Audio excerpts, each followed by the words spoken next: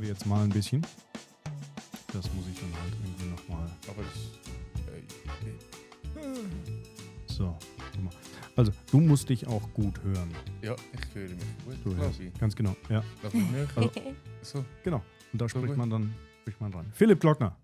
Glockner Philipp, fangen wir mal so an. Ne? Das ist ja mal die richtige Begrüßung. Ne? Herzlichen Dank, dass du dir heute Abend Zeit nimmst für uns. Sehr gern, danke vielmals, dass ich da darf kommen. Für Angie, Hä? für Angie, für Können mich, wir- für Radio Walchwil. Ja. Das ist super. Ja. Freue mich, bin gespannt. Ja. Ey, also ich habe mich wirklich... wann haben wir darüber geschwätzt? Am Samstag, gell? Ja. Also Phoebe Glockner ist schon länger auf unserer Liste gestanden. Ja, und dann, wir haben uns am Samstag getroffen, so ein bisschen, weil ich bin jetzt wieder auf Reisen war und einfach mal schnell ein bisschen besprechen, was ich will und so. Und dann haben wir gesagt, ja, eigentlich wäre es schon cool, wenn wir irgendwie noch könnten... Also du hast denn das gesagt, Frank?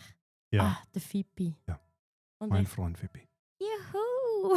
Ja, wieso nicht? Ich bin sehr gern da, ja. Du bist ja auch öfter mal hier. Also Mhm. nicht vor Kamera und vor Mikrofon, sondern Ja, ich habe gemeint, die ich um 1 Quadratmeter. da waren wir auch schon. Ja, das haben wir auch schon gesehen. Da waren wir auch schon. Das hat auch schon Spaß gemacht, auf jeden Fall. Kapazität ausgenutzt. Ja, genau. Aber haben ihr nicht noch irgendwie 2 Kollegen von dir einladen? Nee, Aber seine Phoebes Brüder. Aha. Ja. Sind Ja. die auch so klein und schmächtig wie du? Ja, ziemlich genau. Okay. Ich bin der kleinste von 3 Brüdern. Also, Du bist der Kleinste.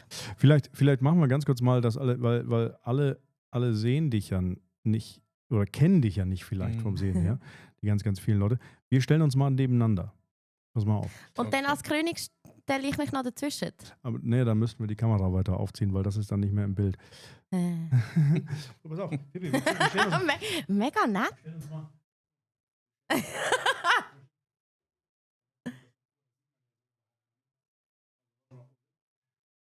Das geht nicht. Also weißt, mich würde man wahrscheinlich einfach perfekt sehen, wenn ich ins Bild stehen. Guck mal, das kann man ja überhaupt gar nicht. Wir haben es versucht. Ja. Um das Ich hätte mal so gesagt, dazu- aber mich um das würde man mal- wahrscheinlich perfekt sehen, wenn ich aufstehen Das stimmt. Ja. Das stimmt. Also, ja.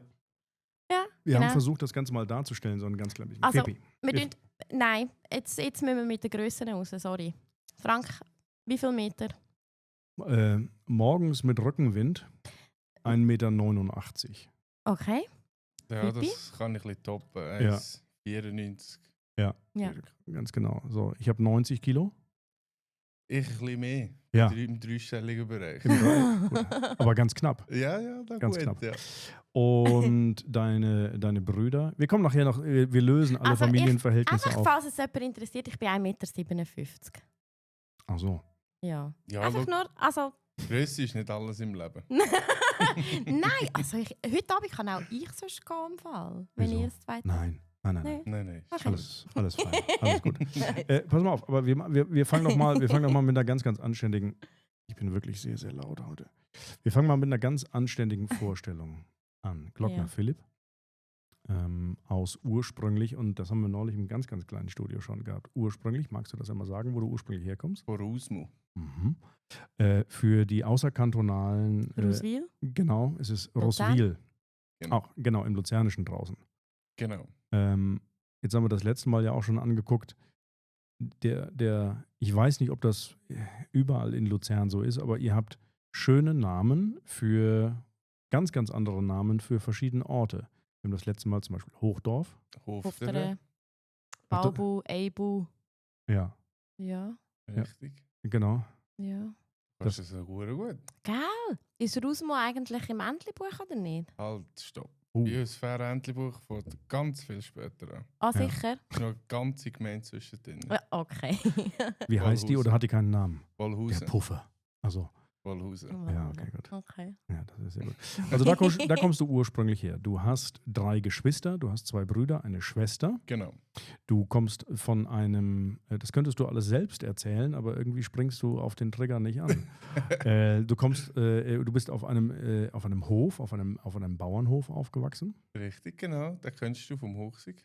Das ist wunderbar. Ich kenne deine Geschwister, ich kenne deine Eltern, und das ist immer, wenn ich zwischen dir, deinen Brüdern und deinem Vater stehe, komme ich mir vor wie ein Eichhörnchen. Ja. Kannst du dir jetzt vorstellen, wie es mir geht? Ja, aber das ist dann nochmal Wenn ein ich ganz neu klein bisschen bin. was anderes, weil, Mhm. also, das ist immer lustig. Ja, aber das ist auch etwas, was mich triggert, wenn jemand grösser ist als ich. Ja. Das hast du nicht gern? Und du plötzlich musst du den Kopf lüpfen. Und das merkst du gerade, das habe ich nicht gerne. Okay. Ich bin mir das nicht gewöhnt. Ich habe den muss Kopf immer auf die Zehenspitze stehen. Nein, Egal ich bei was. selten. Beim Heusagen, beim Umarmen. Ich Überall. Ich Nein. habe auf eurer Hochzeit beim Apero auf dem Hof, habe ich ganz kurz mal zwischen dir und Pirmin gestanden. Reichmut. Richmut, Ja. ganz Mhm. genau. Das war auch ein Erlebnis. Dann war ganz kurz, die beiden haben ja die haben ja einen eigenen Mond. Der ist, ja jeweils, ne? voll, der ist ja voll hübsch, einfach, dass ich es gesagt habe. Ja, Er kennt mich nicht, ja. aber ich finde ihn sehr hübsch. Aber, Ja, er ist noch aber ein Stückchen grösser. ist noch ein Stückchen größer als Mhm. du und hat sehr, sehr gut im Saft gestanden und ich bin dazwischen durch und ich glaube, die haben mich gar nicht gesehen. Ja, das ist, Aber wie groß ist denn er? Das ist, glaube ich, 1,98, wenn ich es Ja. richtig habe. Okay. Ja, Ja. also es sind 4 cm. Ja, aber macht das was aus. merkst du im Fall. Das Ja. merkst du wirklich gut. Merkst, im Schwingen merkst du das auch gerade. Er hat Okay. die Hüfte, lange Beine. Ja. Merkst du gerade. Was für ein Stichwort. Schwingen, Fepi. Wir haben dich ja eingeladen, nicht nur, weil du fast schon Waldwiler Prominenz bist, Mhm. sondern du bist ja eidgenössische Prominenz. Also er ist mit mir akkurat verwandt. Ja, mit mir auch. Ja. Mhm. Ja. Ja. Also. Denn Das ist aber auch nicht schwierig zu Walchwil. Wenn wir auch ehrlich sagen. genau. Muss man nur irgendwo Ja. einmal so rein und dann geht das dann. Ja. Aber wie gesagt, du bist auch eidgenössische Prominenz. Ich habe das einmal, also ich bin ja unsere Stammhörerinnen und Hörer, wissen Die das, ja? 27, Die 27? wo du immer sagst, ja. Sag ich immer 27? Okay. Ja. Vielleicht sind es diesmal mehr. Ja. Schon.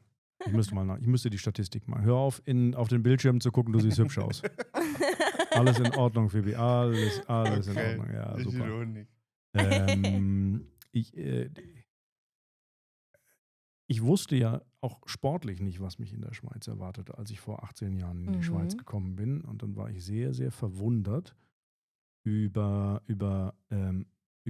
das Schwingen. Oder wie ich ja immer sage, Pippi, wie sage ich immer zum Schwingen?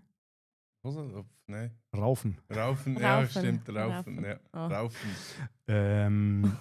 Was für eine unglaubliche Bedeutung das hat. Und es ist ja Mhm. wirklich eine nationale Eigenheit, das Schwingen. Also es hat ja, ich glaube, auf dem Eidgenössischen oder so ist dann noch mal jemand aus Kanada, ne? Aber der hat auch Ja, es Schweizer gibt- Wurzeln. Es gibt ein paar Auslandschweizer, die am eidgenössischen Teil haben. Ich glaube, hier sind es 6. Ja. Das sind Amerikaner oder Kanadier, wie du sagst. Oder auch, es hat, glaube ich, mal Schweden gegeben, bin mir aber nicht sicher. Mhm. Und die müssen im eidgenössischen Jahr in der Schweiz mindestens an einem kantonalen oder einem Kranzfest 3 Gänge gewinnen, dann sind sie qualifiziert fürs eidgenössische Schwingfest. Okay. Das Also hat- 3 Gänge gewinnen. Also sie 3 müssen Gänge. nicht das Schwingfest gewinnen, sie müssen Nein. nur 3 Gänge gewinnen. Nein, sie müssen nur 3 Gänge Und es gewinnen. geht nicht nach Punkten, ist egal Ja. wie viele Punkte. Sie Okay. müssen einfach 3 Gänge gewinnen. Ja. Dann dürfen Okay. die den Malas teilnehmen, Ja. der jetzt nächstes Wochenende ist. Ja. Das stimmt. Spannend. Relativ. So, das war mir auch nicht, auch überhaupt gar nicht bewusst. Also das erste Mal, dass ich vom ESAF gehört habe, ich wusste nicht, was los ist. Ich wusste überhaupt gar nicht, was passiert. Mhm. Für unsere internationalen Zuschauer, das ist das eidgenössische Schwing- und Elblerfest. Genau. Und das findet alle 3 Jahre statt. Richtig? Und das ist 2019 in Zug gewesen. Das ist dann 3 Jahre später, wenn ich richtig durchrechne, 2022 ist es gewesen in Basel. Pratteln. Genau. Genau. Und jetzt ist es dann Glarus. im Glarus. Glarus. In Genau. Glarus, ganz genau. Malis, ja. Was für eine Veranstaltung das ist, was für eine Reichweite das hat. 2019 ist mein guter Kumpel Ollo Zimmermann da gewesen und wir haben den ganzen Tag lang, und er ist Hamburger und er hat da noch nie was von gehört gehabt, der hat den ganzen Tag lang vor dem Fernseher gelegen. Hat gesagt, ja, wie sensationell ist denn das Ihr bitte? seid nicht auf Zug, aber. Nicht? Nein, wir waren in der Lenzer Heide. Aha. Und haben dann da die ganze Zeit, Nein. so, beide, diese, Nein. wie Ja, da haben wir sensationell aber etwas ist denn verpasst. Ja. Nein. Nein, 2022 meine ich. Ah, Entschuldigung, sorry. Aha. Ja. Nein, ich Sorry. wollte sagen, weil, also, Nein. ich weiss nicht, welchen Zuger. Also, Nein, ich Entschuldigung. hoffe, es hat keinen Zuger gegeben, der nicht an dem Das Schwingfest glaube ich war. auch nicht. Das Das hat Also- so viele Leute gehabt. Oh Das glaub mein ich auch Gott, und ich habe ja das Privileg gehabt, damals noch auf der Bank. Wir waren Hauptsponsor gewesen. Oh. Ja, und ich bin wirklich hey, Ramba Zamba vom Freitag durchgehend bis Sonntagabend. Und ich glaube, ich bin noch nie in meinem Leben so knütteltür an einem Sonntagabend. Ja, Wie nach dem Schwingfest. dort habe ich noch teilgenommen. Ja. 2019 bin ich noch selber aktiv gewesen. Und Hast du dort mitgeschwungen? habe ich mitgeschwungen. Wie Genau. viel eidgenössische hast du mitgeschwungen? 4. 4. 2010 zu Frauenfeld das erste Mal. Mhm. Bin ich 20 gewesen. Und das ist wirklich auch das Phänomen Schwingen ist ja das eine. Das ist ja meine Leidenschaft. Ich bin in das eingeboren, oder? Aber wenn du am eidgenössischen, am Samstagmorgen Nein. mit, Nein. mit dem Verband dort in die Mm. Arena einläufst, mit dieser Musik, Ja. und nachher stehen 50'000 Leute stehen auf und singen unsere Landeshymne. Nein. Ich habe Und jetzt das gerade wieder ist- Hühnerhund. Wirklich unbeschreiblich. Wahnsinn. Ja. Was es sich auch Ja. gerade- Ja. Und Frauenfeld war noch der Nebel drin gewesen, Ja. und Ja. es ist wirklich extrem. Und dann siehst du so, also ich finde, das ist für mich auch etwas, wenn ich an das eidgenössische Zug zurückdenke. Ich bin ja sonst nicht so eine, also ich liebe die Schweiz, aber ich bin weder patriotisch noch irgendwie Bünzli noch sonst irgendwie etwas. Für mich ist alles schön, was nicht typisch Schweiz ist, weil es Mhm. einfach neu ist und weil es anders ist. Und gleich habe ich auch unsere Werte sehr gerne, die wir in der Schweiz haben. Und wenn ich an das Schwingfest denke im 2019, ich muss versprechen, wie fest mich das berührt heute noch. Mhm. Und eben, es ist die Stimmung, die du beschreibst. Du bist dort innen und dann eben die Landeshymne. Und dann siehst du die Sackmehlring. Es ist Mhm. am Morgen kühl und es hat noch ein bisschen Tau. Mhm. Und der Zug war auch neblig an einem Morgen. Mhm. Ich weiß nicht, am Samstag oder am Sonntag. Ich glaube, am Sonntag ist Ja. es. Ja. Und es ist so mystisch. Es ist so mystisch Mhm. und es ist Schöner einfach Begriff. Ja. ruhig. Ja. Mhm. Ja, Es und ist das ist einfach auch der hinterste und ruhig. letzte ist auf dieser Tribüne oben. Das wollen alle sehen, das Ja. wollen alle mitmachen. Ja. Und Ja. das ist Hey. wirklich goldig. Also. Wir gehen da auch noch auf den Sport selbst weiter ein, aber lass uns, wo wir jetzt schon dabei sind, Ja. mal über das Erlebnis sprechen. Das Stadion ist das, wenn ich es richtig im Kopf habe, größte mobile Stadion der Welt. Mhm. Mhm. 50.000 Menschen passen da rein. 55.000 Menschen Ja. passen da rein. Als sie das in Zug aufgebaut haben beim Hertie, das ist ja ewig gegangen, also der Aufbau, Mhm. und das kriegst du dann mit. Und dann denkst du, du hast es von außen schon mal gesehen, wie es denn tatsächlich Mhm. aussieht. Und dann gehst du da rein und ich habe gar nicht gewusst, was passiert. Ich sage, was ist denn hier los? Mhm. Das ist, was ist das? Ist ein Fünfeck oder Sechseck? 6. Sechseck. Sechseck, ja. Sechseck. Es sind wie viele Kampfplätze? sind es? 7. 7 Kampfplätze, einer in der Mitte und 6 drumherum. Mhm. Hab ich eben durchgerechnet. Mhm. Und Ah. ja. Ja, und es ist mystisch, ist ein Ja. super Ja. super schöner Ja. Ausdruck dafür. Mhm. Ja. Es ist ein Erlebnis, also einmal von die Menschen, Mhm. die Stimmung, und es ist irgendwo eine Jodlergruppe, es Mhm. ist eine Alphorngruppe, Mhm. oder aber es kommt Ländlermusik vom Band, Mhm. und es ist Hochleistungssport, der geboten Ja. wird. Ja, definitiv. Ja. Das geht wirklich da sehen. Das sind Athleten dort durch und durch, die für das arbeiten, für das leben. Und wirklich, wenn du dort in dieser Arena inne bist und schwingst und vielleicht noch einen gewünscht und die Leute, die Tribüne hinten zu Mhm. johlen, das Mhm. ist... Mhm. Es ist schön, aber es ist auch schwierig im Kopf. Was ist schwierig im Kopf? Weißt du, allgemein vom Schwingen, das Schwierige ist, erstens, es geht 2 Tage. Mhm. Ein guter Tag reicht dir nicht. Ja. Du musst wirklich 2 gute Tage haben. Also, vielleicht schnell zum nochmal fragen. Gehst denn du, wenn du jetzt eben an ein eidgenössisches gehst und du nimmst den Teil, Mhm. ist dein Ziel Kranz oder sogar ein Sieg? Also mein Ziel ist... Weißt immer- du, wenn du immer- geistig reingehst? Als erstes Mal kann ich sagen, bin ich 20 gewesen, ich konnte gerade so gehen. Ja. Ich sage, ja, ich war normaler Mittelschwinger gewesen, sage ich jetzt mal, das war das Ziel 8 Gänge gewesen. Das habe ich hier Ja. nicht erreicht. 3 Jahre später bin ich einen Schritt weiter. Ich habe professioneller trainiert, ich habe an mir gearbeitet. Und dort war es wirklich das Ziel, den Kranz zu sehen. Mhm. Also Und- das Vorderste führen längert, da bist du schon bewusst, dass da noch andere rum sind. Ja. Ist jetzt nicht primär mein Ziel gewesen. Ja. Oder, aber, Hast du denn nur sportlich trainiert oder hast du auch mental trainiert? Nein, mental musst du schon arbeiten. Ja. Mental musst du schon arbeiten. Ja. Der Abtrag hat mal gesagt, er hat das nicht unbedingt gebraucht. Das gibt diesen Menschen. Mhm. Wenn er sich körperlich gut gefühlt hat, ist auch der Geist. Und wenn das Umfeld gestimmt hat, ist der Geist und alles bereit gewesen. Ja. Das hat er zu einem grossen Teil hat er das Recht. Mhm. Aber es gibt manchmal Momente, wo du nicht kannst kontrollieren kannst, wo du einfach alles wie ein Haus, ich weiss noch, am Zug am Esaf ist das gesehen, am Sonntagmorgen ist wie ein Haus bei mir zusammengebrochen. Und ich so, fuck, was mache ich jetzt? Also aus dem Nichts Aus dem raus? Nichts raus. Ich bin Okay. morgen ich habe gut Ja. geschlafen, alles. Ich habe sogar Ja. bei mir daheim können schlafen, also auch schon zu Walchwil gewohnt. Mhm. Die Brüder und ich sind dort gewesen zusammen und am Sonntagmorgen, weiss ich auch nicht, zum Nichts aus. Und dann bin ich zum Trainer da, zum Athletiktrainer, zum Herzog Tommy. Ich habe gesagt, fuck, ich weiß nicht, was soll ich machen. Ja. Und dann sind wir hinterher und dann hat er mir die Gefühle schnell können richten. Ich weiß nicht, wie er das heute noch nicht, wie er es gemacht hat. Aber er hat mich wieder Hat er dir irgendwelche aufbauen. Tröpfchen oder Gummibärchen gegeben? Nichts, Nein, nichts. Frank, kein Gummibär. Ich wäre auch der Dopingkontrolle gekommen. Nein, kein Gummibär. Wäre das nicht das Problem gewesen. Ja. Aber nein, es gibt diesen Moment und das kannst du nicht kontrollieren. Mhm.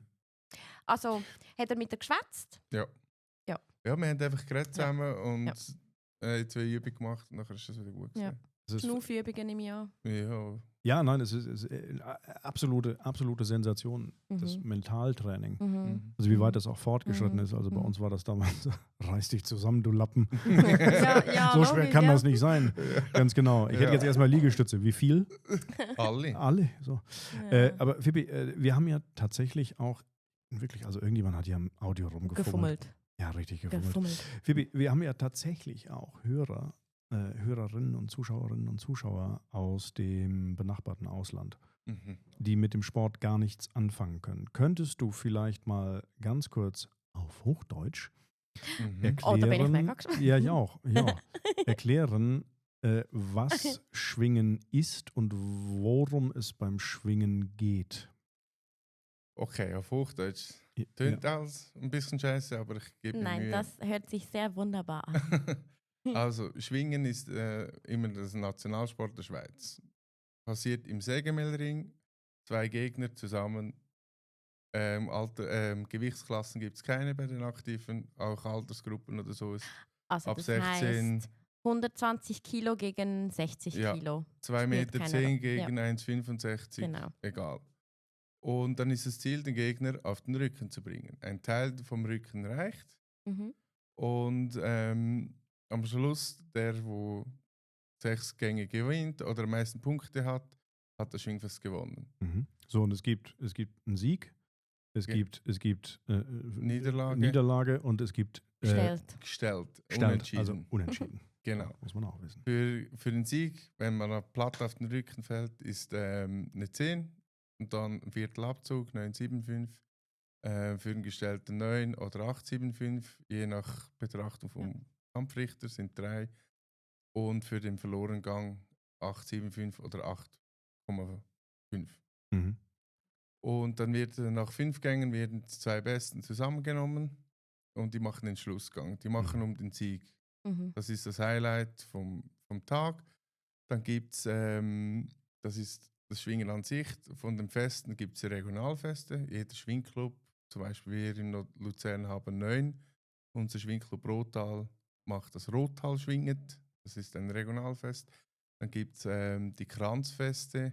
Die unterste Stufe ist ein Luzerner Kantonal, also ein Kantonal- oder Gauverbandsfest von jedem Kanton. Bern, weil es so ein großer Kanton ist, hat Gauverbandsfeste. Und da gibt es die Teilverbandsfeste. Ein Teilverband ISV ist in der Schweiz der Schwingerverband, zum Beispiel Zug, Uri, Obernitwalden, Schwyz und Luzern und Tessin seit 3-4 Jahren. Gehört zum ISV. Mhm. Okay. Tessin gehört zum ISV. Und dann gibt es die Teilverband, das Innerschweizer Schwingfest, ISAF, alle Jahre. und die Bergklassiker. In der Innerschweiz haben wir 3 Berge: Rigi, Königin der Berge, Stoss, Brünig. Nordostschweiz hat die Schwegalp, war letzte Woche. Mhm. Und Nordwestschweiz hat Weissenstein und Freiburg, Schwarz ist Südwestschweiz. Mhm. Und dann gibt es noch 3 eidgenössische Anlässe, sagt man dann. Eins davon ist das ESAF. Dann gibt es das Unspunnen, das ist alle 6 Jahre. Mhm. Ah, das habe ich nicht gewusst. Und das Kilchberg, das ist alle 6 Jahre. Okay. Stimmt. Und das Oder- größte und prestigeträchtigste davon ist das ESAF, stimmt das? Oder ist das falsch? Brünig ist schon auch noch so ein Thema. Amig. Ja, aber ich sage jetzt, Also- ESAF ist einfach der Schwingerkönig. Ja. Ja. Der Schwingerkönig. Prestigemässig, wenn du das Wort ins Mund nimmst, muss man so Spunnen und den Kirchberg anschauen. Ja. Weil dort gibt es keinen Kranz. Mhm. Dort geht Ah, es das habe nur ich um gewusst. den Sieg. Ah. Dort geht es nur um den Sieg. Okay. Aber Aber Brünig ist doch auch noch so, ich habe das Gefühl, das Brünig schwingen ist auch immer noch so ein Prestige. Schwingen, wo das Na- geht durch alle Boulevardzeitungen, da redet Kreti und Pleti davon. ja, richtig, genau. Das ist Also, aber auch die Wegscheide ein bisschen zwischen Innerschweiz und Bern. Ja. Oder das ist Okay. immer so ein bisschen die Grenze dort. Ja. Muss ich aber sagen, ist aber die Schwegalp nicht kleiner. Oder Ja. nicht weniger prestigemässig. Die Ja. Schwegalp, wenn du dich gewünscht, kommst du dort auf ewig stehen mit Ja. dem Namen. Also ist auch Okay. etwas. Und Brünig ist natürlich mega cool zum Schauen. Mhm. Ja. Ist sehr nah aufeinander. Die Tribüne ist steil. Da sind, glaube ich, 6.000, 7.000 Leute auf Mhm. engstem Raum und wirklich da schwinge ich. Und bei dir auch, und du hockst, fangen die Zuschauer an. Ja, ach krass. Und irgendwo zwischen den Zuschauerinnen ist dann noch das Kampfrichtertisch. Ja. So, und jetzt mal zum Sport an und für sich. Also, es ist eine Form des Ringens und mit ganz bestimmten Regeln. Du hast schon gesagt, Sieg ist, wenn flach auf dem Rücken ein Teil des Rückens Mhm. leicht ist. Genau. Beide Kontrahenten haben Hosen aus Zwillig an. Richtig, genau. Einem sehr, sehr festen, fast sackleinenartigen Stoff. Genau. Und Gibt es immer in 2 Farben übrigens? in Mhm. dunkelbraun und in hellbraun oder so. Genau. Richtig, so. ja. Und man muss während des ganzen Kampfes immer mindestens eine Hand an der Hose des Gegners haben. Stimmt das? Am Gürtel? Nein, an der Hose. An Da der hat er Hose. Ah, ja, recht. stimmt. Wenn du willst gewinnen muss der ausführende Schwinger, der das Ziel Ja. hat, zu gewinnen, muss eine Hand an der Hose haben. Es gibt einen Schwung, offiziell, der ohne Griff geht. Mhm. Ein einziger. Aber der muss Blatt ausführen, du kannst nicht am Boden nachfahren. Okay. Und dann gibt es hier also den Schwung oder die Techniken. Ich nenne mal die Techniken irgendwie Mhm. so, ne? Also den Fußstich kenne ich. Und dann hört es aber auch auf. Ja, es gibt 36 offiziell, 36 Müssen wir nicht im natürlich. Einzelnen durchgehen. Jeder Variante, jeder Ja. hat seine Spezial. Und da gibt es noch das Sempach-Spezial, das nicht in diesen 36 drin ist. Und, Ja. ja, Benannt nach Matthias Sempach, Schwingerkönig. 2013. 2013, ganz Mhm. genau. Genau. Ja. Ist übrigens jetzt im Entlebuch hinter am Bauer, ist nicht mehr Bern. Ja. Ist das Entlebuch am Ah ja. Bauer. Okay. Und eine Besonderheit ist auch, also und ich kann nur wirklich jedem empfehlen, also der jetzt von außerhalb zuhört, das ESAF ist, also das Eidgenössische Schwing- und Elblerfest, ist am nächsten Wochenende oder jetzt das kommende Wochenende. Richtig, genau.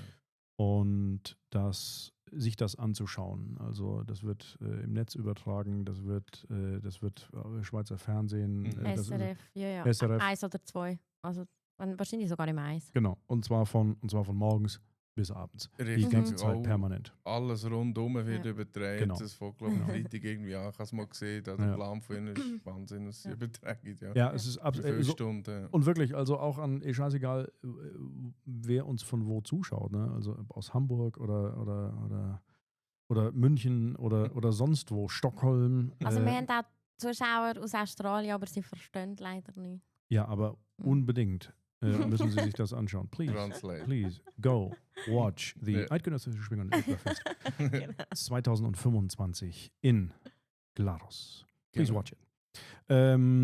Also eine absolute Sensation. So eine Besonderheit ist auch noch, also die Person, die das Eidgenössische Schwinger- und Elblerfest gewinnt, ist der Schwingerkönig. Genau. Und der Schwingerkönig bleibt Schwingerkönig. 3 Jahre lang, ja. Ja, aber zum Beispiel Matthias Sempach ist Ah ja, immer ja, noch also den Titel Schwingerkönig. hast du Den das Leben Titel lang. hast du, den Ja. Titel hast du Richtig, Leben lang, das ne? stimmt. Aber Ja. amtierenden ist er einfach Ja. für 3 Ja. Jahre. Ja. Ja. Ausser Ja. der macht es wieder. Ja, Ja. gut, natürlich. So, Also ne, zum das ist, Beispiel Ja. der Jörg Abderhalter ist, Ja. ist ein bisschen der Drahtzieher vom Schwingen, sage ich jetzt. Der hat den Boom ein bisschen mit dem Sponsoring und mit der Medienpräsenz hat er wirklich ein bisschen den Weg geleitet. Und wenn du mal überlegst, da war ja 5 eidgenössische Schwingfest gesehen. Mhm. 4-mal davon am Schluss gegangen. Und 3-mal König. Mhm. Oder wenn das mal, das sind so Zahlen und du musst alle 3 Jahre musst du parat sein, das ist mit 19 das erste Mal Mhm. Schwingerkönig geworden. Wahnsinn. Ei.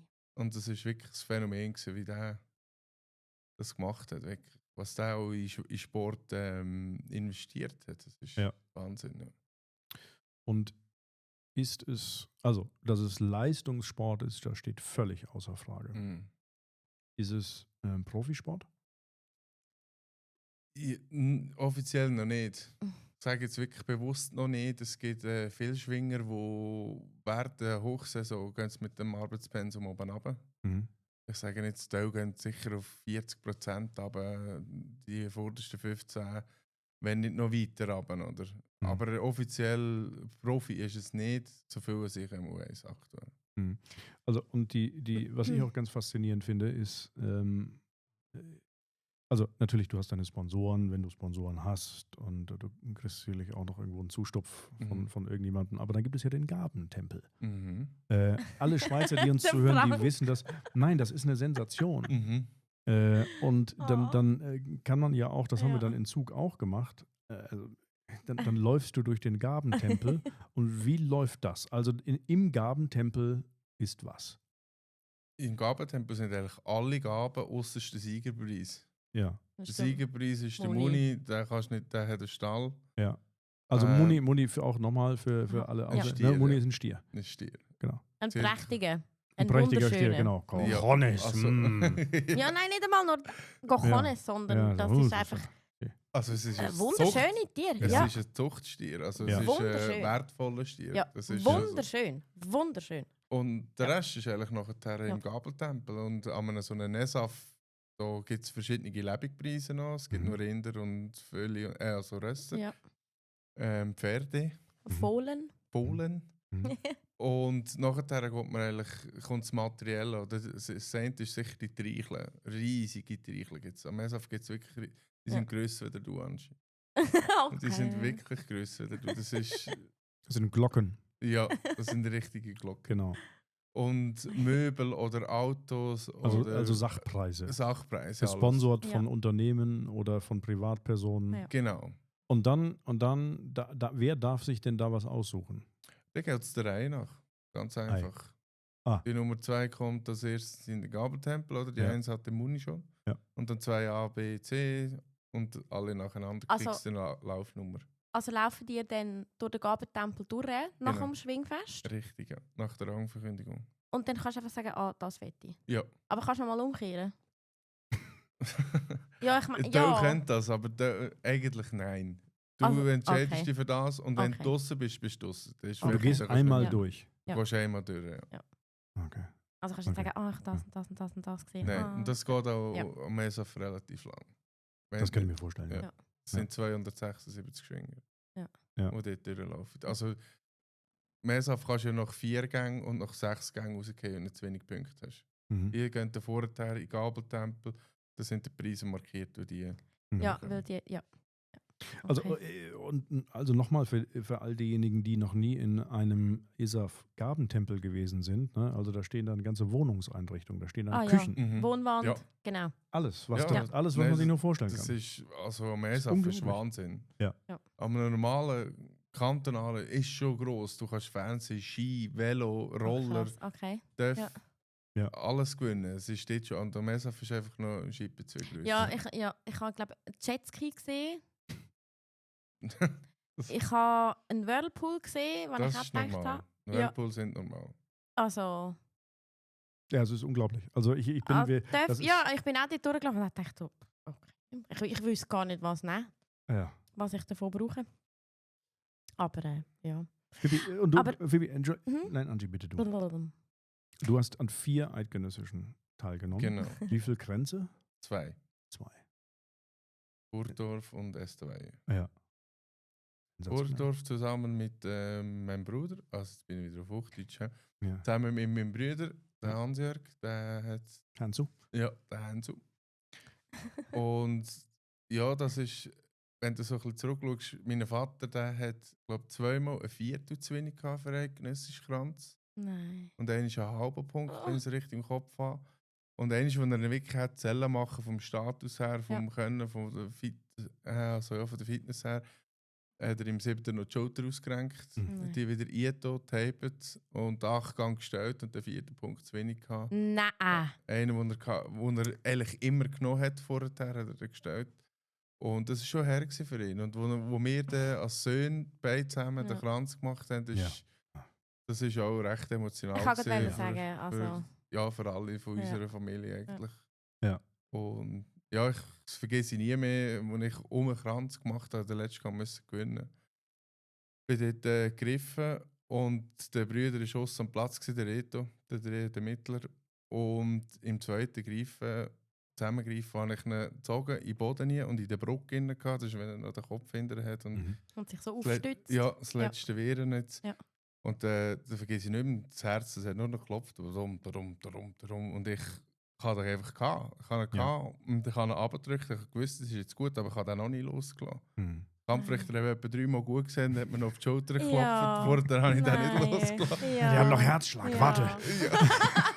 Ja. Ja, sicher ist sicher. Oder? Ja, ja. Und, Ja. und der Bruder ist jetzt springen gekommen Ja. und 1 Uhr. Und die Arena hat da wirklich Wahnsinn. Ja. Und dann sind wir aber wirklich schnell auf diesen Platz über müssen, weil der Hansen dort geschwungen hat. Ja. Und dort bin ich extrem nervös gewesen. Der hatte einen Gegner gehabt, wo ich schon 2 Grenzen abgegeben habe. Mhm. Mhm. Und auf dem Platz bin ich in der Theorie der besser, oder ich sage jetzt ein bisschen der erfolgreicher Schwinger gewesen, wie meine Brüder, wenn er ein bisschen älter war. Und da hat er wahrscheinlich das Einteilungsgericht gedacht, ja, wenn der mich schon nimmt, nimmt er auch den Hansu. Mhm. Und der Schuss ist nach hinten aus. Und der Ja. Hansu hat genau solche Gegner, wo ich nichts anfangen konnte, hat er verräumt. Mhm. Und das haben die nicht gewusst und so hat er den eidgenössischen Kranz gemacht. Ja, und das das ist wirklich wahnsinnig. Es gibt heute noch ein Bild bei den Eltern im Schlafzimmer, in der Stube, so einen Zusammenschnitt von dem Tag, von dieser Situation. Das ist wirklich, sehe ich jedes Mal, wenn ich wieder zu den Eltern gehe. Ja. Es ist schon. Ich habe ja eigentlich nicht so recht gewusst, was mich heute Abend erwartet. Und ja, also es nimmt mich auch mit. Ich bin. Also weißt du, es ist irgendwie so. Es ist eine, wenn ja, man vor allen also es Dingen ist- weiß, Ja. wenn man in den ESAF-Stadien gewesen ist oder wenn du irgendwo beim Kantonalen Mhm. gewesen bist oder wenn du bei irgendeinem Klassiker gewesen bist und sowas und was Mhm. da los Mhm. ist, Mhm. wenn man Mhm. weiß, was da an Training dahinter steckt, Mhm. körperlichem, mentalen Training. Mhm. Und wenn man dann Menschen kennt, die das gemacht haben, das ist so eine, das ist Ja, Ja, aber auch das weißt ist die Emotionen, die du jetzt auch damit erzählst, was es ist. Und das ist ja, und das ist das, was ich finde, macht das Schwingen aus, unter anderem. Es ist familiär, Mhm. es ist respektvoll, es ist anständig und alle sind irgendwie miteinander verbunden. Und niemand. Also ich kann mir schon vorstellen, dass es wahrscheinlich zwischen ihnen mal so ein bisschen Keifereien gibt, auch untereinander, aber Ja, sicher. aber Du bist ja auch ein Ja. Mensch und du hast ja mit nicht jedem gleich gut. Ja. Das ist ja normal. Ja. Aber ich sage jetzt, auch das Zug nach dem Messaf am Sonntag oben, du bist eigentlich 2 Tage geschwungen, du bist durch, körperlich Ja. und mental. Ja. Aber dann geht es ab in die Barien. mhm. Und das ist der erste oben, oder die beste Gelegenheit, dass jeder Schwinger hat wieder 3 Jahre Zeit versetzt und dann kann Ja. man Vollgas Ja, geben. logisch, ja. Und dann gehst du mit denen saufen und machen. Ja, Und du bist früher festen. Kontrahenten gewesen. Heute siehst du an der Schwingfest. Es ist eine riesige Sache, kannst mit dem ein Bier trinken und Mhm. es ist Mhm. nie ein Thema mehr. Also, Mhm. was man es noch nie erlebt. Ja. Aussersteinisch, ja. Ja. Ja, Aber das gehört dazu. Aber so, ich sage im Grundsatz, oder? Im Grundsatz ist man eine Familie. genau, eine Und- grosse Schwingerfamilie, genau. Ja. Und zwar durch das ganze Land durch. Das ist nicht ein Kanton oder ein Dörfli oder keine Ahnung was, sondern durch das ganze Land. Und was ich eben auch speziell finde als Zuschauer oder als Schwingfestbesucher, und das wissen viele Leute nicht, die nicht an Schwingfest gehen, man ist mit jedem per Du. Genau. Es gibt kein Grüezi, Nein. es gibt ein Sali, ein Hoi, Mhm. wie hast du. Man nimmt sein Rucksäckchen mit, man hat eine Wurst dabei, man hat vielleicht ein bisschen Käse dabei, man hat das Neune dabei, Genau. man hat ein Brettchen dabei, man hat ein Sackmesser dabei und man tut das untereinander teilen.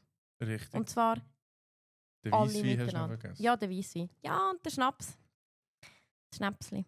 Und das wird geteilt. Genau. Und das macht jeder. Mhm. Es gibt ja keinen, der das nicht macht. Und das ist auch etwas Spezielles. Also das kannst du nicht mit Fußball vergleichen, das kannst du auch Nein. nicht mit Eishockey vergleichen. Man ist lieb miteinander. Es gibt keine Lampe. Nein, es gibt schon auch Lampen. Es gibt schon deren, die über die Stränge schlägt, aber dann wird er zurechtgewiesen. Ja. Und es Und dann braucht die ist Ruhe. Securitas nicht, oder? Nein. Oder die Polizei, die Nein. manchmal patrouilliert. Nein. So war ein gutes Beispiel gewesen. Die haben nichts zu tun gehabt. Nein. Ja. Und es ist wirklich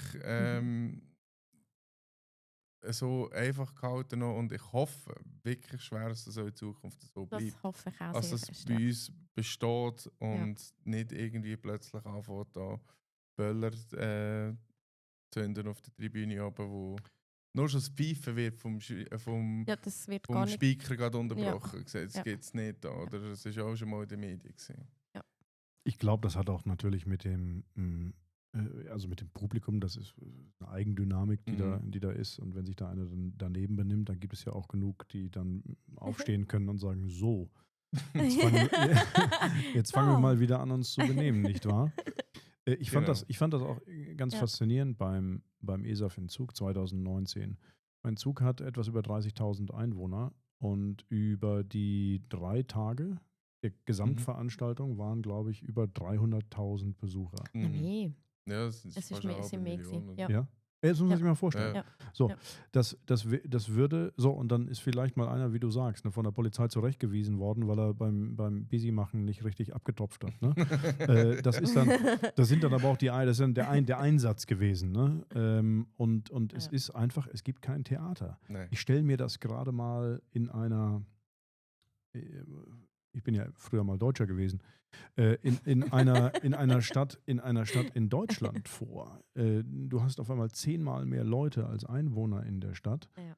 Und die den ganzen Tag lang im Trinken? Sommer trinken und all das, was Mhm. da los Mhm. wäre. Ja. Die würden die Stadt komplett schleifen. Ja, das ist es. Und mit Das- Hundertschaften Bereitschaftspolizei und mit allem, was ja, dazugehört. Und es geht nicht wie im Fußball, wo sie nachher die Züge auseinanderziehen Nein. und weißt du, Ah, gucken, das nein. ist jeder froh, wenn er mit dem Zug kann gehen Ja. und Ja. wieder kann reiten. Ja, genau. Ja, faszinierend. Ja.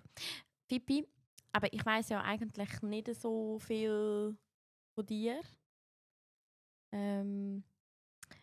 Wie bist du aufgewachsen? Was hast du gelernt? Wie bist du zum Schwingen gekommen? Also aufgewachsen, wie wir schon gesagt haben, bin ich zu Rausmau. Ja. Also zu Hause im Spital natürlich geboren. Nachher bin ich eben aufgewachsen auf dem Bauernhof, auf Mhm. dem elterlichen Bauernhof. Und das habe ich letztes Mal mitbekommen, haben Sü. Genau. Ja. Wir haben Züge, also Mhm. anfänglich haben wir hier noch Kühe gehabt und alles. Ja. Und irgendwann hat das nicht mehr rendiert, dann kamen sie noch mal dazu. Ja. Ich glaube, als ich so 10 so war, haben wir nachher die Kühe aufgegeben. Ja. Oder der Vater, besser gesagt. Und dann auf die Zucht umgestellt. Und jetzt hat er etwa 70 Mohren knapp und ist mit Aufzucht dran bis 25 Kilo und dann gehen die Mastbetriebe. Mhm. Und Also, sorry, das heisst, ihr tünt die quasi gebären, aufziehen, dann sind sie 25 Kilo schwer genau. und dann gehen sie in einen anderen Betrieb. Dann gehen sie in einen Mastbetrieb, genau. Da hat er nur noch Ah. die Mastzäune eigentlich Okay. und alle im Laufstall und Mhm. tut dann die füttern. Und wir haben so einzelne Abteile, die Ja. sie gebären, oder? Und die Oder gehen nicht Ferle, grad, sagt man dem. ja, und die Ferle. gehen nicht gerade in die Metzger von euch aus. Nein. Okay. Es geht etwa 1-2 so, tut er schon selber aufziehen, bis Ja. er nur schwer ist zum Metzger. Aber Mhm. das ist mehr für uns wo Ja, sie dort ja. direkt Ja. nennen. Ja. Und dann natürlich dort die Schulzeit und alles regulär. Ich kann ich wiederholen. Man staune. Und nachher bin Nein. ich in die Lehre als Schreiner, auch im Dorf, also Ja. ein bisschen auf dieser Seite vom Dorf. Ja. Bin dort nachher mit der Lehre zusammen 15 Jahre gewesen. Nein. Ja. Dürfen wir Und ruhig nennen, ne? Also das Vogel, ne? Stimmt das? Vogeldesign, okay, Vogeldesign, genau. ne? Okay. Ja, Wo dürfen ich wir ruhig gestartet habe, Genau. weiss ich noch, sind es Mhm. 52 Leute gewesen. Ja. Wo ich gegangen bin, knapp 100. Wahnsinn. Oh. Und ist dann inzwischen dann vom Seniorchef an Junior übergeben worden. Ja. Und das läuft immer noch so viel. Also ich habe immer noch ein bisschen Kontakt mit den Leuten. Ja. Eine coole Zeit gesehen, bin von der Lehre, Montage. Ja. Nachher habe ich das Knie kaputt gemacht im Schwingen, was man Mhm. auch hat. Und habe die Gelegenheit genutzt, bin dann nachher gerade in die Weiterbildung in Bürgerstock gekommen. Und habe den Okay. eidgenössischen Fachausweis gemacht für Projektleiter. Wie bist du dazu gekommen, Schreiner zu lernen? Weißt du, nicht irgendwie Bauer oder die Landwirtschaftsschule oder ja? Ja, es ist als kleiner Bub weiss ich noch, das sagt mir der Vater heute noch. Ich habe immer gesagt, ich will Bauer und Schwingerkönig werden. Ich habe beides So nicht gut. geschafft. So, nein. Nein. Nein, normal, wie es jeder macht. Ich bin schnuppern, ich habe Automech geschnuppert, ich habe Lastwagenmech geschnuppert, ich bin Schreiner schnuppern. Und das hat mir einfach wirklich am besten gefallen. Ich bin Mhm. viel auch noch arbeiten zum Vogel, bevor ich in die Lehre gekommen bin, an der Ferienzeit und immer auf der Montage. Und das hat mir gefallen. Oder? Ich bin nicht so der beste Bankschreiner, bin ich nicht gewesen. Ich bin schon mehr der Grobmotoriker auf der Baustelle gewesen, wenn es heisst, Brandschutztüren Einhängen, ja. Das habe ich schon, sagen wir es so, lieber gemacht. Oder? Ja. Also nicht irgendwie ein schönes Möbel zusammen Schreiner. Habe ich natürlich auch gemacht. Es Ja. gibt bei uns bei der Schreinerlehre gibt es einen Wettbewerb im 4. Lehrjahr. Da tut eigentlich jeder vom 3. Lehrjahr weg planen, Mhm. das selber herstellen nachher. Und dort bin ich, glaube ich, 7. Best gewesen, von irgendwie 70 Leuten oder so. Mhm. Und was hast du gezimmert? Kannst du die Toni gut anschauen, steht noch da oben. Ist bei der Schuss im Zimmer drin. Oh. Nein, es ist so ein Nussbaummöbel. Ja. Mhm. Bleischwer. Mhm. Sieht klein und herzig aus, aber es ist bleischwer. Ja. Und ein bisschen spezielle Schubladen, die so wie ein Fächer rauskommen. Aber es ist jetzt noch, ja, man muss es sehen, sagen wir es so. Und eben bin ich der Projektleiter gewesen, nachher ins Büro gewechselt, Montage ins Büro, manchmal ein bisschen beides gehabt, noch die ersten 2 Jahre. Und dann so mit 30 habe ich so gemerkt, ich muss ein bisschen etwas anderes machen. Und der Vater hat hier gerade das Knie operieren. Der hat ein künstliches Gelenk bekommen. Und dann habe ich ihm gesagt, weißt du, ich komme heim bauen. Ich nehme 3 Monate Auszeit So vom gut. Vogel Ja. und komme heim bauen. Und das war wirklich auch cool gewesen. Mhm. Das war wirklich auch gerade nach dem MESAF im 2020, ab im Januar gewesen. Ja. Und dann bin ich heim bauen. Bin morgen aufgestanden, die See herten, misten und tun und Ja. was man da alles macht. Und dann nachher wieder ins Training. Und dann ist das Corona gekommen. Und plötzlich hast du so ein bisschen gemerkt, ja, ich habe wirklich gebrannt für den Sport, ich mache es heute noch, das ist meine Leidenschaft heute noch, aber ich mag nicht mehr. Ja. Ich mag im Kopf oben nicht mehr, der Druck den ganzen Tag am Schwingfest. Du musst dir vorstellen, du weißt, an einem Brünig schwingen, du weißt 2 Tage vorher, wer du hast im ersten Gang. Ja. Ja. Du hast es immer so ein bisschen im Hinterkopf, oder? Dann gehst du den ersten Gang und dann fahrst du wieder runter. Und dann kommt der zweite Gang, fahrst du wieder runter. Und das bis am Schluss, oder? Du hast immer ein bisschen, bist den ganzen Tag unter Spannung und musst wieder auf den Punkt deine Leistung können abrufen. Also. Und das hat mich einfach müde gemacht. Oder? Und habe ich so mit dem Brüder, mit dem Reto, nur noch mehr haben geschwungen. Der Älteste hat ein bisschen vorher gehört. Und dann habe ich so gesagt, wie siehst du das? Und er so, ja, er schwingt eigentlich noch wegen mir ein bisschen, oder? Und dann habe ich gesagt, ja gut, wegen mir musst du nicht schwingen, oder? Ich könnte auch allein, aber... Ja. Und dann haben wir gesagt, komm, wir hören. Und dann haben wir echt gerade Anfangs Corona haben wir das gehört, so im März, April. Und 2 Monate später habe ich erfahren, dass ich Vater werde, die Lea schwanger ist. Und dann habe ich mir sagen, es ist gerade perfekt aufgegangen. Das ist wirklich gerade ein Baby losgelassen, das nächste kommt. Ja. Und ja, haben da Ende Jahr können heiraten im Oktober. Und im Dezember ist die Jussi schon gekommen. Und dann ist das eigentlich wirklich cool. Wir sind hier im Schwingsport nicht weg. Ich bin geblieben im Club. zuerst als technischer Leiter 2 von den Aktiven, also Trainer, deutsch gesagt. Und jetzt bin ich schon das 2. Jahr, habe ich die Jungschwinger übernommen. Dann hat einer gehört und ich habe das Ämter übernommen. Jetzt bin ich eigentlich seit 2 Jahren Jungschwinger technischer Leiter, vorher noch ein bisschen Betreuer gewesen. Und schon seit 5 Jahren wieder im Vorstand. Ja. Ja. Und wie manchmal gehst du trainieren mit den Jungen? Wir können es so machen, wir sind die 5. meine Brüder. Und noch 2 Kollegen, wo wir zu 5. sind. Ich gehe am Dienstag mit 2 und der Reto und der Dario sind am Donnerstag. So muss ich nur einmal auf den fahren. Plus dann hast du halt noch die 6 Vorstandssitzungen oder Clubschwingen oder den Vereinsanlass oder Ausflüge und bla bla bla, scheiß mich tot. Ja. Und wo hast denn du meine Cousine kennengelernt? Das ist auch wieder im Schwingen ein bisschen geschuldet. Wir sind 2011 habe ich als Unspunnen qualifiziert gewesen. Und nachher haben wir vom ISV-Verband einen Abschlussessen im Horstschuh gehabt. Und sind dort in die Braue und das Nachtessen, super oben gewesen, mega lustig. Also das Horseshoe in Art. In Art, genau. Martin Anne. Genau, und der riesen Turm nebenzu ist das wusste ich nicht. Mal, das ist legendär. Das hast du nicht gewusst? Nein. Mal, das ist... Es war sehr Schwinger. Ja. Ach. Ja. Mit 25 in der Bett gerührt und gesagt, ich will den Bob fahren. Das war recht gut. Ja, ich weiß. Also ich kenne den Namen unbedingt. Aha. Aber ich wusste nicht, dass er das Horseshoe hat. Mama? Okay. Also sie sind das Zweite. Mensch, hier, Radio Waldwil, hier haben sie es zuerst gehört. Das weiss ich einfach nicht. Mama, sie sind das Zweite, das weiß ich nicht. Mama. Also ich hatte dort nur mal den, wie heisst er? Den Beat Hefti getroffen. Das ist auch Bobfahrer. Ja, wo ich war. Und also ich bin gerade schockverliebt gewesen. Der hat so schöne Augen. Also, okay. Ja. Gut. Genau. Okay. Also ich bin nicht mehr schockverliebt. Aber vom Horseshoe habe ich vieles gehört.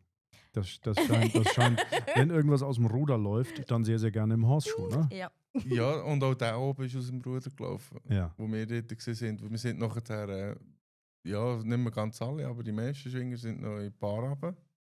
Und das Unspunnen hat hier den Böstani gewonnen gegen Schuler Philipp, Schuler Christian. Ja. Das ist ein Innerschweizer. Der hat jetzt auch bekannt gegeben, dass er der hat auch gehört, aufhört, Mitte Saison, genau. Ja. Und der hat hier, der Schuler war natürlich auch in der Bar rein und der Bösch war auch in der Bar rein. Da dachte ich, oh. Und auf das Mal kommt der Bösch mit einem Tableau, Flying Hirsch, es hat keiner mehr drauf gepasst, da hat sie müssen stapeln. Und dann ist das losgegangen. Das Leimbachers und alle die noch dort waren, haben wir auch das Tableau getrunken dort. Und dort war die Lea. Ich glaube mit der Rebi sogar, das weiß ich nicht mehr. Und eigentlich hier noch der Studer-Benno, selig, ist dort gewesen. Und ja, da sind wir, Lea und ich, so ins Gespräch gekommen. Aber ich habe nachher darauf eine Freundin gehabt oder so. Sie auch ist das auseinander und 2017, 6 Jahre später, hat sie Geburtstag gehabt. Ich habe ihr auf Facebook gratuliert und eine Woche später haben wir ein Date gehabt und 3 Wochen später sind wir zusammen gewesen und 2,5 Jahre später haben wir geheiratet. Ja. Und das Schossi ist gekommen. Und nachher der Johann noch drauf. Ja. Das sind 2 maximal süße Knöpfe. Meistens. Jawohl. Wir haben vorhin drüber gesprochen. Ja. Wir wohnen ja im gleichen Haus. Phoebe, Lea, Josie und Johann oben im Penthouse. Ja, genau. Und wir in der Owners Cabin. Und wir verbringen viel Zeit miteinander und vor allen Dingen Vibi und ich verbringen sehr, sehr gerne Zeit miteinander. Sehr gerne, ja. Weil niemand so über den Scheiß des anderen lachen kann wie wir zwei. Wir finden uns maximal lustig. Ja, wir finden es wirklich sehr lustig. Wir haben den gleichen Humor. Ja. Und unsere Und- Frauen regen sich immer drüber auf. Ja. Aber das findet ihr lustig, ne? Ja. Deshalb, Ja, deshalb genau. läuft uns die Rotze aus der Nase vor Lachen, weil wir es lustig finden. Das ist ein gutes Zeichen. Okay. Also am besten ist, wenn wir zusammen ein Projekt haben Ja. und am Arbeiten sind. Das Oh, ist wie, wirklich, ja? Wie geht Ja. das? Globi und Komplizen. Genau. Also wir machen Also wer irgendwann ist eine der Globi Firma. und wer ist der Kompliz? Naja, Glockner, Nee, Biernat, genau. Globi. Aha, Globi. Kompli- Glockner, Biernat. Ah, Globi und Komplizen. Ah. Genau, Mhm. richtig. Ne? Ja, Also, manchmal brauchen wir ein bisschen Starthilfe. Ja. Wenn man das so Ich kann Genau. gerade sagen. So. ja. Pfusch ist erst, wenn es jemand merkt. Das ist ja so. Bis jetzt hat es noch keiner gemerkt. Und es ist noch nicht runtergefallen. Oh Gott. Na, Nein, es ist wirklich. Nein. Wir haben mal eine Sonnenstoren draussen montiert. Wo? Hier unter dem Balkon haben wir Ah, die da- auf das Sitzplätzchen. Also da außen. Ja, da Ja. oben Plätzchen hinten. Ja. drauf. Ja. Und Laser aufgestellt. Wir machen das mehr fachmännisch. Also Ja. nicht Ja. irgendwie, da wird gerade montiert, Laser aufgestellt und Ja. der kann so kreuzen, oder? Ja. Und das ist super im Play. Und dann siehst du, der Frankie steht da so ein bisschen nebenzu. Nachher der Laser hat ihn hier angeleuchtet und der macht. Sicher nicht. ja. Und mich hat es wieder vertätschelt. Und, so, und dann haben wir aber, und wir haben die Store angebracht über, das ist jetzt eine kleine Exkursion Mhm.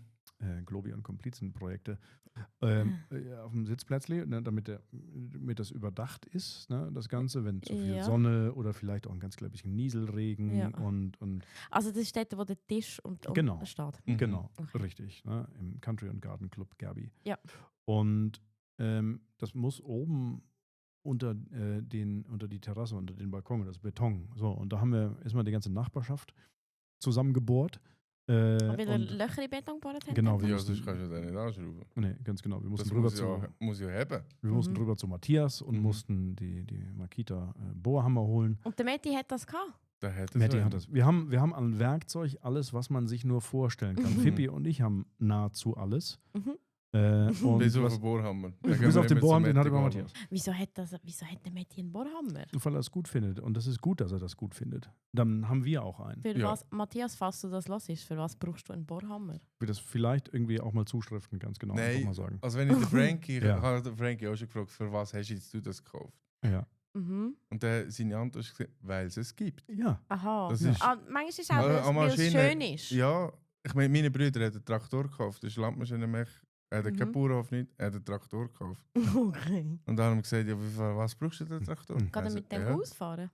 Nein, er bastelt an dem rum. Ja. Und ehrlich braucht nicht Aha. der Vater. Der Vater hat immer gesagt, Ja. ich brauche keinen Mitfeldlader, brauche ich nicht. Er Ja. braucht einen Alltag. Ja. Zu, So Reto, ist zu es. Reto und Hanso Okay. können wir dann auf jeden Fall nachher noch. Ne? Also weil Okay. Reto einfach alles reparieren kann und alles bauen kann. Ja, das ist wirklich ein Phänomen. Dort Ja. durch. Das ist Landmaschinenmech Ja. gelernt und Meisterprüfung und hat so ein bisschen seinen Werdegang gehabt und ist jetzt Instruktor über Ja. betrieblichen Kurs. Und er hat ein Wäldli, er hat so ein schönes Schwedenhäuschen zu Hause gekauft. Mhm. Hat das jetzt auch frisch gebaut und hat einen Schopf nebenzu, einen Einachser, der hat eine kleine Werkstatt mit Tischfräse, alles. Mhm. Im Vaterhaus auf dem Hof hat er noch eine Werkstatt mit Autolift, Schweißanlage, alles pipapo. Autolift und Schweißanlage, ja. Ja, den brauchst du. Ja, was man Das so braucht, brauchst. oder? Ja. Er hat sogar einen kleinen Backer, Frankie. Ja, ich weiß. Er hat einen Krieg jedes Mal kleinen Gänsehaut. Backer. Krieg jedes Mal Gänsehaut. Und seine Art, du weißt nie, wenn du das Loch musst machen musst. Ja, so. Dann brauchst du einen Backer. Ja. Also, das ist klar. Also wenn du das Loch im Boden musst machen, dann Ja, weißt du nie. Weisst nie, dann brauchst Du du einen brauchst Backer. einen eigenen Backer. Ja, er ist nicht so gross, Okay. aber gleich, er hat einen Backer. Ja, herrlich. herrlich. Das ist wirklich. Und dann hat er am Sonntagnachmittag plötzlich kommt ein Video, hat er ein Gestell gemacht, dass er in den Wald, wo er seine Bäume fällt, Mhm. nebenzu geht es ein kleines Wäldchen, mit dem Einachsen so ein Gestell, 3 Meter lang, mit der Autoachse auseinandergehauen, ein U, das Kränchen dran gemacht. Dann kann er über den Stamm fahren, den Stamm ziehen und kann so mit dem Einachsel zum Wald ausfahren. Gut, das finde ich clever. Er macht, also, ja, super clever. er Also, ist- Ja, er also. Der Frontlader, den er hatte, der Knöpfchen zum Bedienen, hat ihn angeschissen, dass der Joystick montieren. Weil er es kann. Und das hat er selber montiert, mit Ja, ja, Elektronik alles, und alles. alles. Der kann Ja. Also Elektronik, ich staune, alles. es gibt Menschen, die verstehen das einfach. Ja. Ja. Das ist Ja, so. und Und das ist er versteht es nicht nur, sondern kann es dann ja auch noch bauen. Ne? Also das ist aber das Großartige. ich finde, es ist ja dann auch, du musst das Vorstellungsvermögen haben, du musst ja dann auch verstehen, gerade jetzt auch, wenn, also ich sage jetzt eben von den Knöpfchen auf einen Joystick, also vielleicht stelle ich mir das schwieriger vor, wie es ist, aber Ja, musst du etwas Kabel legen. ich eben, das ist, Aber ich sage jetzt, das ist jetzt ein Grobmotoriker. ja, Er ist ja der Götti vom Johann. ja, Seine Tony-Box ist kaputt gegangen. Mhm. Nur enttäuscht, oder? ja, Götti kannst du flicken. Der hat auch die ganze Tony-Box. Ja. Ich meine, wenn du die anschaust, du weißt nicht, wo du die musst auftun musst. Ja. Er hat die auseinandergenommen und hat gesehen, ein Chipli, dass Hat's dort das geputzt, Kabel am oder? Chipli nicht mehr hat. Hat er es angelötet, zusammengebaut. Die Tony-Box ist heute noch gut. ja. Ja, Weißt du, er kann auch sehr gut. Bimotorik, er kann wirklich Ja. alles. Ja. Also, Ja. Ja. Aber Ja. das Projekt, was ich mit ihm machen wollte, da hat er mich immer noch nicht drauf angesprochen. was hast du für ein Projekt? Nee, es ging um ein Bremssystem für den Thule-Anhänger für E-Bikes. Okay. So, und ein anständiges Kupplungssystem. Da muss ich ihn nochmal drauf ansprechen, Reto. Rita. Okay. Na, ich hoffe, du hörst das. Ne? Da wollten wir nochmal drüber sprechen. Wir waren aber bei dem Sonnenstoren-Projekt von Ja, Globi genau. und Komplizen. So, und Ja. Und mit dem Betonhammer. der Plattenplatz ist was? 6 mal 5 Meter oder irgend so ein Scheiß? Nein, etwa 6 mal 3 oder 4. 4 so. Aber Ja, ja. warte mal, wie viele Platten sind das? Genau, irgendwie 4 mal 5, 5 mal, Ja, irgendwie so so. um den Dreh. So. Genau. Und die Store-Ebene, damit das überdacht ist und all das. Und wir haben also alles oben gebohrt und hauptsächlich Phoebe gebohrt. Und dann habe ich noch einen Anschiss gekriegt, weil dann habe ich auch gebohrt und dann du musst überhaupt gar nicht so doll drücken. Das macht auch der Bohrhammer. Ja, der Ach so. drückt wie eine Muni unter nur voll so. Ja, ja. Roten Kopf bekommen. Ich so, du musst nicht drücken. Und voller Betonstaub. Und dann kriege ich noch einen Pfiff. Und dann haben wir die Store montiert, dann haben wir die Store das erste Ja. Mal ausgefahren und die Store ist ungefähr 1,50 Meter mit Auslage. Ja. Und der Platz ist ungefähr Ich kann jetzt gerade 4 sagen. Meter. 4 Meter. Ja, ich habe jetzt gedacht, 1,50 Meter. Nicht, ja. Also das ist Habla. Genau. Das ist so gross, wie ich bin. Das ist so lang, wie ich groß bin. Ja. Mhm. Ja. Haben wir einfach einen riesen Aufwand gemacht. Aber wir hatten für nöt. Aber das Ding hängt immer noch. Mhm. Ah, haben Sie wir kein hatten- neu montiert? Nee, noch nicht. Da sind wir noch nicht zugekommen. Ja, wir haben viele Projekte offen, Oh. aber Wir haben Ideen ganz haben wir viel. viel. Weil Ja. ich habe Ideen jetzt haben wir viel. gedacht, wir haben doch letzten Mai, Mhm. wo die Hanna Geburtstag hatte, wo ich da meine allergischen Dings hatte im Gesicht, Mhm. sind wir alle da unten gehöckelt. Und Mhm. dann habe ich gedacht, das sind Sonnenschirme gestanden. Und ich habe jetzt vor die ganze Zeit überlegt, Ja, der wo steht ist da, jetzt weil die Store, Hä? weil Phoebe falsch gemessen hat. Genau. Das ist super eingemessen, gell? Also es hat jetzt Ja, nein. einfach Sensation. vor dem Protokoll, es hat jetzt nicht Sonnenschirm. Ja. Genau. Ja, ne. Für- Da müssen die Kamera suchen. Ja. Also super spannend eben, ne, was da passieren kann. So, pass auf, bei Reto waren wir schon, Landmaschinenmechaniker. Genau. Und Hanso ist Hey, also, wie alt bist du? Wie alt ist der Reto? Wie alt ist der Hansu? Also ich habe Jahrgang 90, werde jetzt 35 im Oktober. Der Reto ist 1,5 Jahre älter Mhm. und der Hans ist noch einmal 1,5 Jahre älter. Okay. Also der Hans ist 87, der ist ungefähr 38. 38. Und der ist gelehrter Geomatiker, Also, also jetzt sind wir beim Hansu. Vermessungszeichner Ja. oder so, also der Hans, Ja. genau. Und hat dann noch ein Studium gemacht als Ingenieur, Bauingenieur. Ja. Und 2017 hat er das Geschäft vom Vorgänger übernommen. Mhm. Und jetzt hat der Matthias Glockner AG geheissen. Und jetzt 2021, bei mir darauf behaftet, hat er fusioniert und jetzt ist er C&S-Ingenieur in Huttwil. Ja. Genau, und ist dort der Geschäftsführer, das Mhm. 4. Ja, Mhm. super.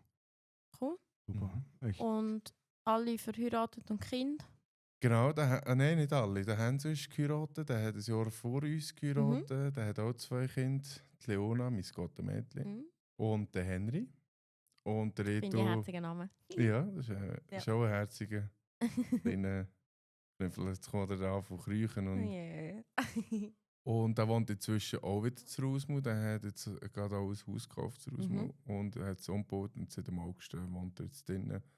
Er hat gerade gestern eine Fotogeschichte, das erste Mal seinen Indoor-Pool gebraucht hat mit 22 Grad warmem, kaltem Wasser. Ja. Kalt. 22 ist Mhm. kalt. 22 ist kalt, ja. Wird besser. Ja. Und der Reto ist vergeben.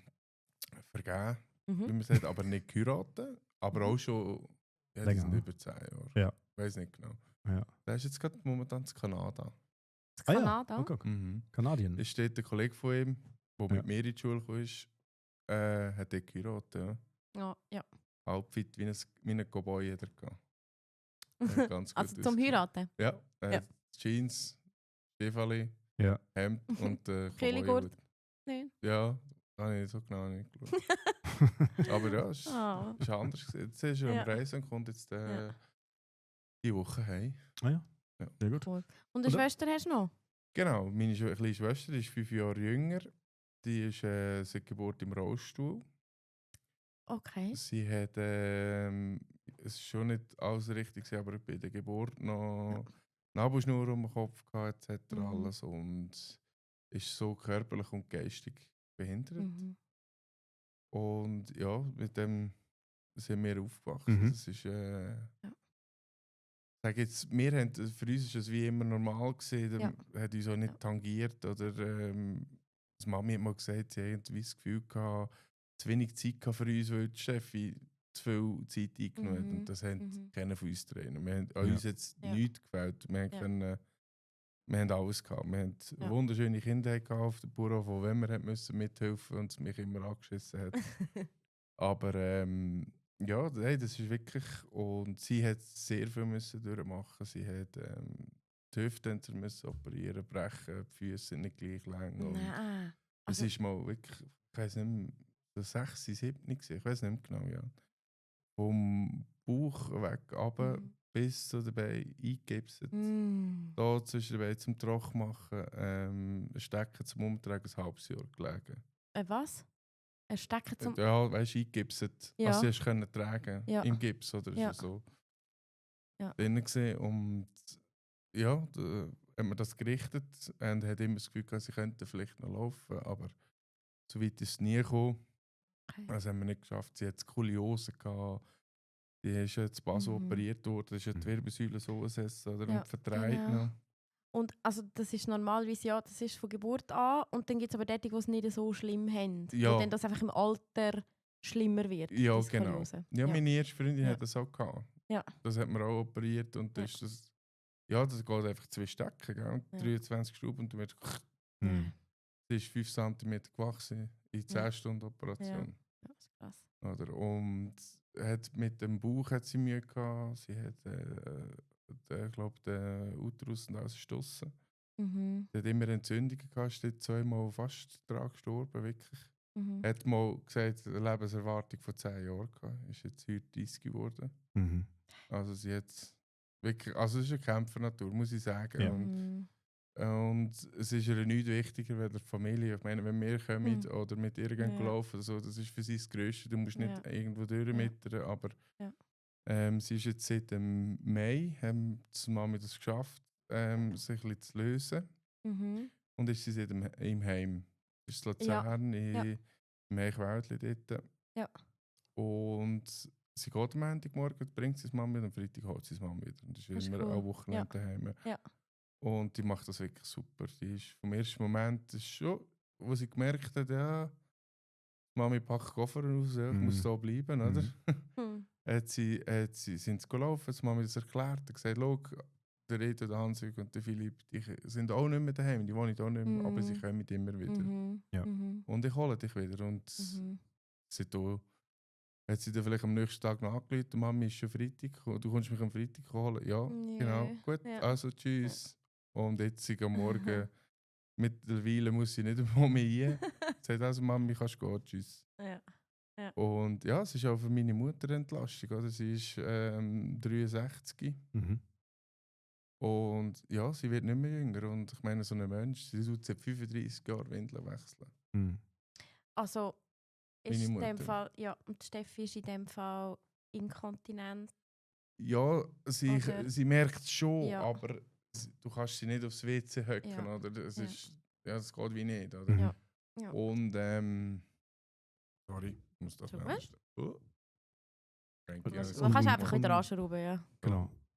Nein, Ja. unten, glaube ich. Oder ja, ja, ist gut. sehr gut. Ja. Glück gehabt. Ja. Und wo sind wir jetzt schon? Jetzt habe ich gerade den Faden verloren. Inkontinent. Aha, ja bei der genau. Steffi. Sie braucht einfach Windeln. Mhm. Mhm. Und ist dann im Rollstuhl. Wir haben einen Lift im 2. Stock oben, also, und so ein Bett, wo du Schuhe runterlassen kannst. Mhm. Sie haben die Wohnung umgebaut, es hat eine Dusche drinnen, oder in seinem Zimmer geht, oder in ihrem Zimmer. Und ja, also für die Mama war es schon recht her gewesen. Sie hat lange dran gemacht, bis sie das hat können. Sie hat wie das Gefühl gehabt, sie lässt sie im Stich. Mhm. Oder ich bin doch für sie Ja, verantwortlich das und glaub alles. ich, ja. Und das war ein Ja. recht langer Prozess Ja. gewesen.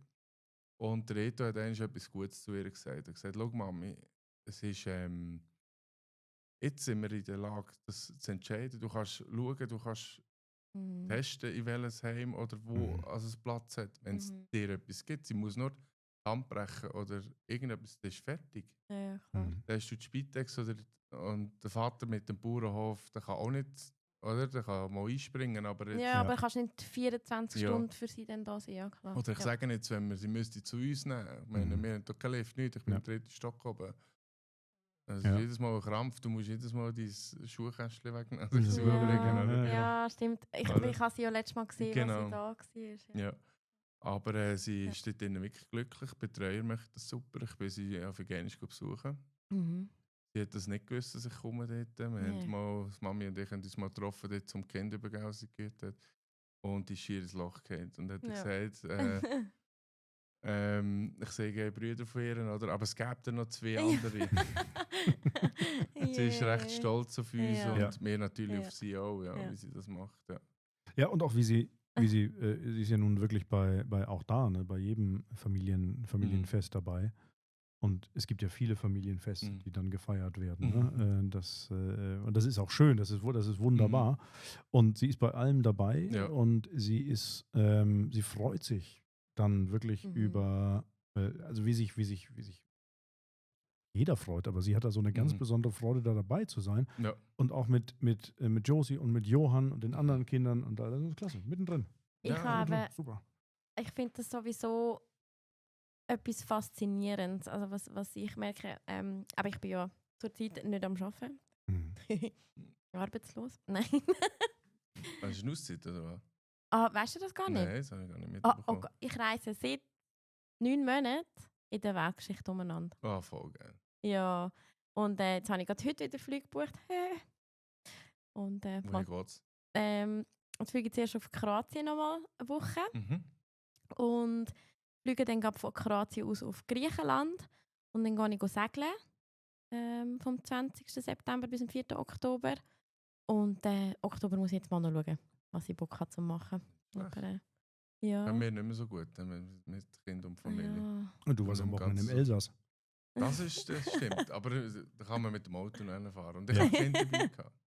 Das stimmt. Ja. Ja, das war super gewesen, ja. Das ist wirklich lustig. Cool. Nein, und was ich eigentlich auch sagen wollte, ist, durch das, wenn ich da bin, habe ich ja dann ein bisschen Zeit zum Sachen machen. Und habe auch, ich mag mich noch erinnern, das war glaube ich morgen, als ich auf die Nele-Püpfi geschaut habe. Mhm. Meine Jüngste. Ja. Auch mein Skottenkind. Ja. Genau, Fibis. Ja, genau. die ist ja der Brüller. Das ist, ja. Also es sind alle 3 mega der Brüller, aber Nele ist so. Genau. Und bin mit ihr gelaufen, von uns daheim bis in den Spielplatz hinterher. Sie ist alles gelaufen, wir haben nicht den Kinderwagen genommen. Ich habe mega gestaunt. Und dann hat es eine Gruppe Behinderte von der ZUWB wahrscheinlich. Also das sind eigentlich vorwiegend geistig behinderte Menschen oder beeinträchtigte Menschen.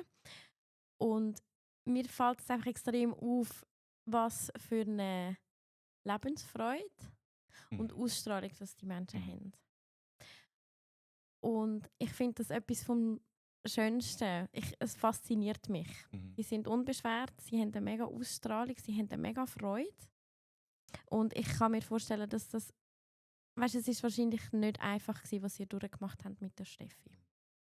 Also gerade, es nimmt mich sehr mit, weißt, wenn du erzählst, sie war eingegipsen vom Bauch. Also das ist unvorstellbar, oder was? Ja, also die Geburt ist noch viel krasser gewesen. Bei der Geburt ist sie dann von der Neo Luzern auf Zürich müssen verleiht worden. Ja. Und die Mama ist den Alltag raus und Milch gebracht etc. Ja. Und nach einer gewissen Zeit haben die Ärzte gesagt, ja, sie kann nie ohne die Lungenmaschine leben. Wir müssen die abstellen, so ein kleines Baby, oder? Ja. Und ist Mami und Papi angelegt. Der Papi ist rausgefahren, oder? Mit dem Gedanken. Ja. Ich sage jetzt meinem Kind Tschüss. Ja.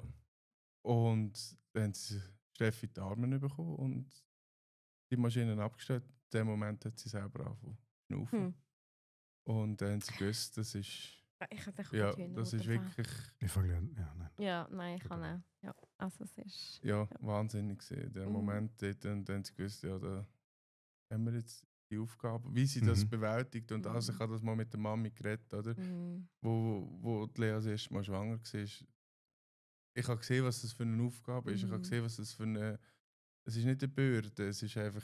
Nein, es ist. Eine Du hast Aufgabe. ja, Es das ist eine eine Aufgabe Aufgabe. und du hast eine Verantwortung für einen Menschen, der für sich selber nicht oder nur eingeschränkt Verantwortung wird können tragen. Genau, das ist Ihr es habt so. eure Kinder wachsen auf, ihr tut die nach bestem Wissen und Gewissen begleiten und erziehen, dass sie selbstständig können sein, wenn sie 10 sind, wenn sie 15 sind. Mehr oder das weniger. wird sie nie können. Oder, und du ziehst so ein Kind auf, wo du weißt, es wird eben nur sehr eingeschränkt, wenn überhaupt können selbstständig sein. Ja, ja, und da hat die Mami zu mir gesagt, «Schau, das haben sie auch nicht gewusst und wie man das macht. Oder sie haben einfach Schritt für Schritt genommen und sie haben jede Hürde wieder können. Ich meine, was du nur schon mit den, bis du so einen Lift im Haus inne hast, ist wahnsinnig. Und wenn du ihn musst revidieren musst, ist noch mehr. Sie haben ein Auto mit Rampe, oder bis du so eins hast.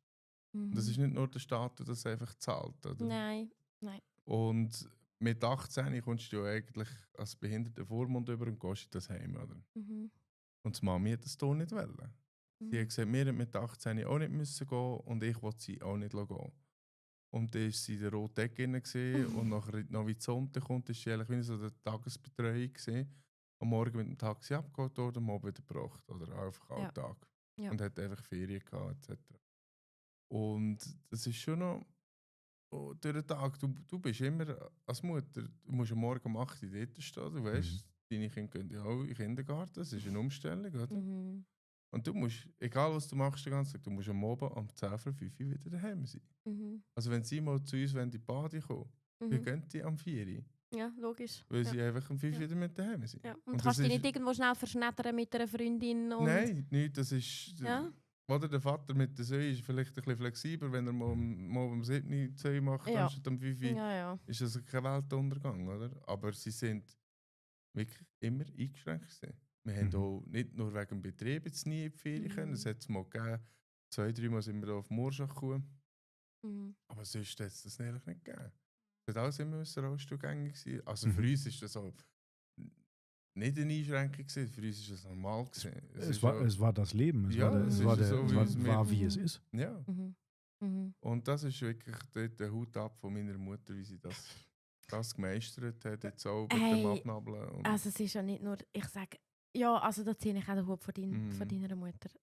Unfassbar. Also das ist für mich, ja, aber das ist Liebe. Das ist die Liebe von einer Mami zu dem Kind oder zum Kind. Und was ich eigentlich auch sagen ist, ich glaube eben die Menschen, die wie die Steffi sind, die geben dir eben irgendwie immer so die extra Portion Liebe und Dankbarkeit zurück. Ja, ich weiss noch, ja. am Schwarzen Berg schwingend, bla bla bla, habe ich mein Knie kaputt gemacht. Und bin dort eingesackt, das Knie hat nur gekroset, Kreuzband, alles abeinander gesehen. Ja. Und Steffi ist neben dem Platz zugehockt. Mit der Tante da. Und die hat nicht mehr gehört brüllen. Bis ich aufgestanden bin, zu ihr reingehülpt und gesagt, schau, das Knie tut weh, es ist kein Problem. Die hat gedacht, für die ist die Welt zusammengebrochen. Ihrem Bruder ist etwas passiert. Und ich meine, sie hockt im Rollstuhl. Ja. Sie musste zuschauen, wie die Kinder auf dem Spielplatz Rutschi und runtergehen und sie hat das nie können. Ja. Und dann denkst du, ja, mein Knie, das wird wieder gut, das kann man flicken und das ist wieder gut. Ja. Bei ihr war das nie so ein Thema gewesen. Ja. Hey, ich habe ein bisschen Biss in den Augen. Ja. Ja. Wirklich. Aber es ist, ich fühle mich immer, wenn deine Familie, also in deiner Nähe ja sowieso, aber auch wenn deine Familie da ist, ob es deine Brüder sind, ob es Steffi ist, ob es deine Eltern sind, ich fühle mich da immer sehr, sehr wohl. Dein Vater, gut, deine Mutter ist Sensation. Mhm. Und dein Vater hat den besten Händedruck der Welt. Kräftige. Kräftig ist kein, das ist Ja. kein. Der hat ja auch Hände, Ja, der die sind so groß wie die Sessel, auf denen ihr sitzt. hat richtig Pranken. Ja. Und ich fühle mich da immer sehr, sehr wohl. Ich genieße es immer, wenn irgendwelche Familienfeste sind, Ja. zu denen wir eingeladen sind. Ja. Und da müssen vielleicht alle mal, die nicht in Walchwil oder nicht in Rosswil wohnen, so muss man das mal sagen. Wenn Hans-Rudi, dein Vater, lacht. Na, einfach mal das Fenster aufmachen. Das hört man eigentlich überall in der Schweiz. Ne? Ja, das ist ja so. Die Lachen, die hörst du raus. Ja. Die Ah. hörst du raus. Ja. Deshalb zünde ich ihn auch ganz gern mit an oder werfe irgendwas rein, ne? Weil das ist, Ja. der kann auch dann so herrlich lachen und dann ist das wirklich. Ja, und es wirklich ein Merkmal von meinem Vater ist auch seine Pfeife. Tuborg-Pfeife. Ja. Er raucht Tuborg-Pfeife. Ja. Ah, wie Und doof. er ist wirklich ein Unikat. In paar Hinsicht ist es wirklich ein Unikat. Und er ist schon der Einzige, der zu Hause in die Bank hier kann laufen mit der Mit der- Pfeife mit der- im ja. Mund und Ja. keiner sagt etwas. Und er hat einen Harley, einen richtig schweren Harley, Ja. 1500er TÜV, wo sie gerne TÜV fahren und Ausflüge machen, er und die Mutter. Und er hat einen Helm, der vorher nicht geschlossen ist. Hm. Also kann Pfeife rauchen während dem TÜV fahren. Ah ja, Ah, klar. natürlich. Das okay. muss ich können. Also, Ja. das ist. Ja, logisch. Und auch Helene Fischer, gell, Radio zu Leute, da hörst du schon von weitem kommen. Wenn du nicht hörst lachen, hörst du nicht mit dem TÜV kommen. Auf der Harley Helene Fischer. Helene Ja. Fischer. Atemlos. Mhm. Oder alles. Ja, Alles. Ja, Helene das- Fischer. es passt hervorragend. Ja. Das passt so hervorragend. gut. Das war aber, So wo du sagst, er kann in Rosswil in die Bank gehen mit der Pfeife. Mhm. Da war ich ja verletzt, da konnte ich leider nicht mitschwingen. Als wir im Schwingkeller gewesen Ja. sind in Rosswil, dann sind wir dann hinterher auch noch in ein Restaurant gegangen. Genau. Und dann ist da geht die Tür auf und du kommst rein, ne? Und das ganze Restaurant applaudiert und alles ist. Ja, Das ist schon beeindruckend. Also wegen Phoebe, sein Papi. Nee, wegen Pippi. ja, okay. Ah, Das ist schon Ja. beeindruckend. Das, okay. Ja, das ist, aber ist schon ein paar Jahre her. Das ist schon ein paar Jahre her. Also, was du aktiv geschwungen hast, in dem ja, Fall noch? man hat mich, Ja. ja. Daraus hat mich schon ein bisschen hauptsächlich gegen Schwingen können. Das ist schon so. Ja. Nicht nur, wir sind auch immer das glockenes Buben. Ja. Ja. Es sind auch eben 1,95, 130 Kilo. Ja. Aber wir sind das glockenes Buben. Ja. Oder? Und ja, Ja. das ist ein bisschen so gesehen. Ja. Das hat mich auch ein bisschen, als ich auf Walchwil gekommen bin. Ich kann gerade Mhm. fragen, das wäre so 2000 meine Anschlussfrage. gewesen. Genau, Ja. 2018 bin ich im November hier auf Walchwil gezögert, mit der Lea zusammen. Hier noch im Tonishof oben. Mhm. Und das ist ja das, was mich ein bisschen gestresst hat draussen, oder? Das hat sich immer nur über Schwingen gedreht. Ich liebe den Sport, wirklich, aber es ist auch mal gut. Oder? Und zu Walchwil, das haben auch schon alle gewusst, ich bin Schwinger etc. Alles. Aber da bin ich der Fippi gesehen. Ja. Oder? Also Fippi sagt jetzt mir eigentlich nur zu Walchwil. Ja. Fippi sagt mir sonst niemand. Nein, Fippo. Ja. Als ich in die Lehre gekommen bin, haben sie mir den Glöckli gesehen. Das habe ich auch 15 Jahre nicht abbekommen. Kleines Glöckli. Ja, wenn es so. Das läutet so nah. Ja. Genau. Hey, super. Ja. In Kinderbettli. Hat er mich ausgelacht, als ich das erzählt. Also was? Nein, da sind wir ein Kinderbett, ich glaube, für Eni abholen gegangen Ja? oder sowas. Ne? Und dann Ja. habe ich eine der wenigen Male, dass ich ein Mundartwort benutzt habe. Ja. Also eine der ganz wenigen Male aus dem Tran heraus, Ja. aus dem Satz heraus und ich Ja. Kinderbettli sag. Okay. Das Also, klingt schon ein bisschen komisch, ja? So, und deshalb sage ich nicht. Deshalb bleibe ich bei dem, wie ich rede. So ganz genau, Ja. weil ich Ja. ausgelacht werde. Kinderbettli. Kinderbettli. Och, so nun nicht gerade Kinderbettli. bitte. Ja. Ja, bitte. Ja, Ja, hey. gut. Wollt ihr nochmal Hochdeutsch sprechen? Ich kann sehr gerne Hochdeutsch sprechen. Ich nicht. Aber das hört sich bescheuert an. Ich weiß. Also ein bisschen. Ja, aber das Also- sagt jetzt Aber Zucker, ganz okay. sagt mir auch, ich lasse die Zähne voll. Mega, Ja, Vollgas. ja, total. Vollgas. Sag mal Milch. Milch. Ja, Milch, so. Milch. Danke. Milch, So, Salat. I rest my case. Ja. Okay. Aber das Rausmu, sage ich Ja. dich Zucker rein. Und ich will jetzt, Sicher? ja, das ist voll. Aber Zucker. eben, jetzt Das, nochmal. aber warte mal ganz Ja. kurz. Das sagen sie mir in Hamburg auch oder in Norddeutschland. Wenn ich zurückkomme, sagen sie mir, wie hörst du dich denn an? Schon, oder? Ja, weil vielleicht gar nicht mal, vielleicht mögen es einzelne Worte sein und ich spreche ja kein Mundart, weil ich ausgelacht werde und sich bescheuert anhört. Nein. Und wenn ich das mache. Aber offensichtlich stimmt was an der Melodie oder am Satzbau oder wie Ja, auch immer. Das hast, Also das hast du wenn gesagt, ja. ich höre mich nicht mehr norddeutsch an. Okay. Also in Norddeutschland. Kann ich nicht beurteilen. Ich auch nicht. Ja, nur. also das Audio macht mich wahnsinnig, aber gut, das ist. So, egal. Was denn? Nein, irgendwas stimmt mit meinem Eingang hier nicht, aber das ist alles. Das gehen wir mal in einer extra Folge Audiotechnik von Radio, weil ich will. Gehen wir Okay, mal das durch. wird der Frank unbedingt machen. Das Ja. ist. Äh, Er brennt für Wäre das. es nicht perfekt? Das geht nicht, Frankie. Oder? Ja. Das Morgen ist- kommt alles Equipment fürs Outdoor-Studio. Ich freue mich so sehr. Was hast denn du jetzt fürs Auto geschrieben? Ja, Du bist so ein Freak. Kameras, Stative. Hast du jetzt noch Kameras Mikrofon. bestellt? Ja, aber was Spezielles. Oh, Und verdammt. Mikrofone und sowas. Ja, oh Gott, okay. Damit Ja. wir überall auch vor Ort sein können. Radio Ja. Wölchwil für Sie vor Ort. Ja, das Genau. ist super. Dann können wir wieder in die Schwinghalle. Das Ja, können wir machen. ich würde auch gerne mitkommen. Aber ich Ja. kann einfach schauen. Ja. Mhm. Ja, das ist lustig. Kann schauen. Und- Frankie super perfekte Fotos gemacht. Ja, Ah. ja. Wunderbar. Also, nein, das war aber auch eine schöne Atmosphäre. Mhm. Das, Okay. Vielleicht können wir die auch mal zeigen. Und was bei Fippi Mhm. aber auch, und dann bitte behalte du dein Thema, weil Mhm. also Danke. Schwingen ist ein hochtechnischer Sport.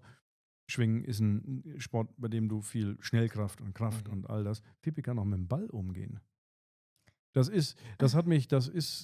werfen ab und zu Football Mhm. und wir werfen ab und zu mit dem Ball. Der kann Mhm. werfen. Das glaube ich. Fippi ist ein sehr, sehr guter Sportler. Jein, es geht schon. Fußball ist nicht, Fußball besser nicht. Oder? Ich habe mal gegen einen Schwinger Tischtennis gespielt. Er Ja. hat den Schläger so mit 2 Fingern in der Hand gehabt und hat mich fertig gemacht. Das regt Okay. mich heute noch auf. Okay. Aber es gibt schon Sachen, aber so einen Ball werfen, das geht gerade. Ja, hervorragend. Jetzt Mhm. aber nicht gerade der Lionel Messi, bin ich nicht. Ja. Dort bin ich mehr ein bisschen. Ja, bist auch ein bisschen grösser wie der Lionel Messi. Ein bisschen. Ja. Da bin ich mehr der Blutgrätsche. Aber weißt du, was auch lustig ist? Ja. Schwinger zuschauen beim Eishockey spielen. Wir haben, Das glaube ich. als ich frisch zu den Aktiven gekommen bin, so mit 18, 19 herum, haben wir immer gegen das TÜV-Team Rausmu einmal im Jahr Eishockey gespielt. Mhm. Und der Reto und ich, wir haben früher Rollschuh gefahren. Also. Mhm. Der Hansjörg nicht. Mhm. Und der Hansjörg auf dem Eis, das ist wie auf Eiern. Also der kommt kein Meter für sie. Und er war in der Verteidigung. Gewesen. Und du Ja. hast nichts müssen können, hast den können umfahren. Dann hat er einfach den Stock hinter gerührt und zwischen die Beine gerührt.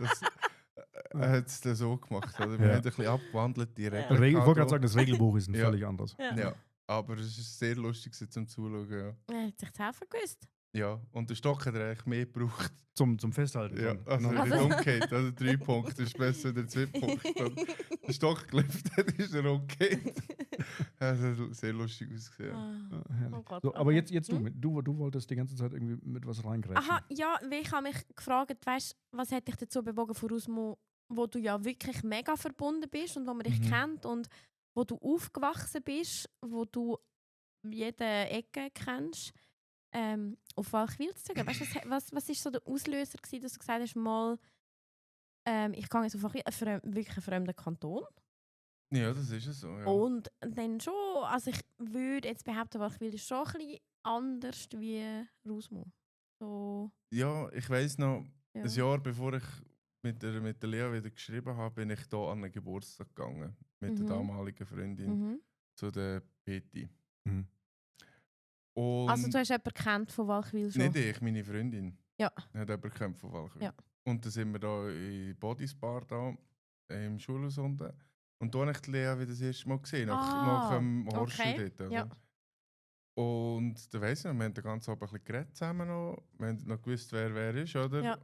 Und Wo wir das Jahr später zusammengekommen sind, ist dann meine Schwägerin im Hensen, Danny, hat zu ihr gesagt, du musst ja nicht das Gefühl haben, der Philipp kommt dann voraus mal weg. Und das habe ich auch immer gesagt. Ja.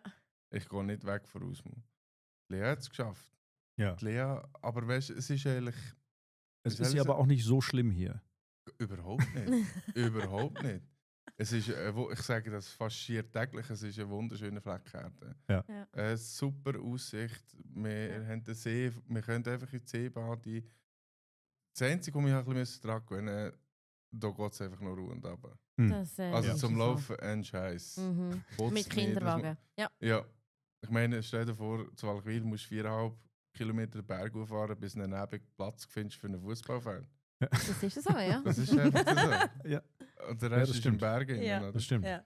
Ja. Und wo man gesagt hat, wir ziehen nicht zusammen, ist das einfach gewesen. Ich meine, ich bin hier 4 Öben weg gewesen wegen dem Schwingen, vom Mhm. Training. Und wenn du in die Mitte gehst, sagen wir jetzt Buri oder weiss der Gucker wohin, dann gehe ich zum Kollegenkreis aus und sie geht zum Kollegen. Mhm. Und da hast du niemand. Und ich bin Ja. 4 Öben weg, was macht das Lea alleine daheim? Ja. Und sie ist schon mal ein Zwallwheel gesehen, oder? Das ist auch im Mhm. Kanton Luzern. Mhm. Und ist dann gleich relativ viel immer zurück, oder? Wenn sie etwas haben von der Guckenmusik oder etc. Ja. Ja. Und da ist das eigentlich klar gewesen. Ich gesagt, ich komme da hin, ich bin unterwegs, oder? Und das Mhm. erste Jahr haben die ersten 2 Jahre noch auf Rausmut gependelt, oder? Mhm. Und das ist ja schon. Da habe ich eigentlich 38'000 Kilometer gemacht in einem Jahr mit dem Auto. Mhm. Alle Tage auf Rausmut Ja. und Retour und das Ja. Training und Ja. Ding. Das war viel gewesen. Und wo der Josie auf die Welt kam, ist mir das so zu viel geworden. Mhm. Das war auch ein Grund gewesen, wieso sie hier gehört damit.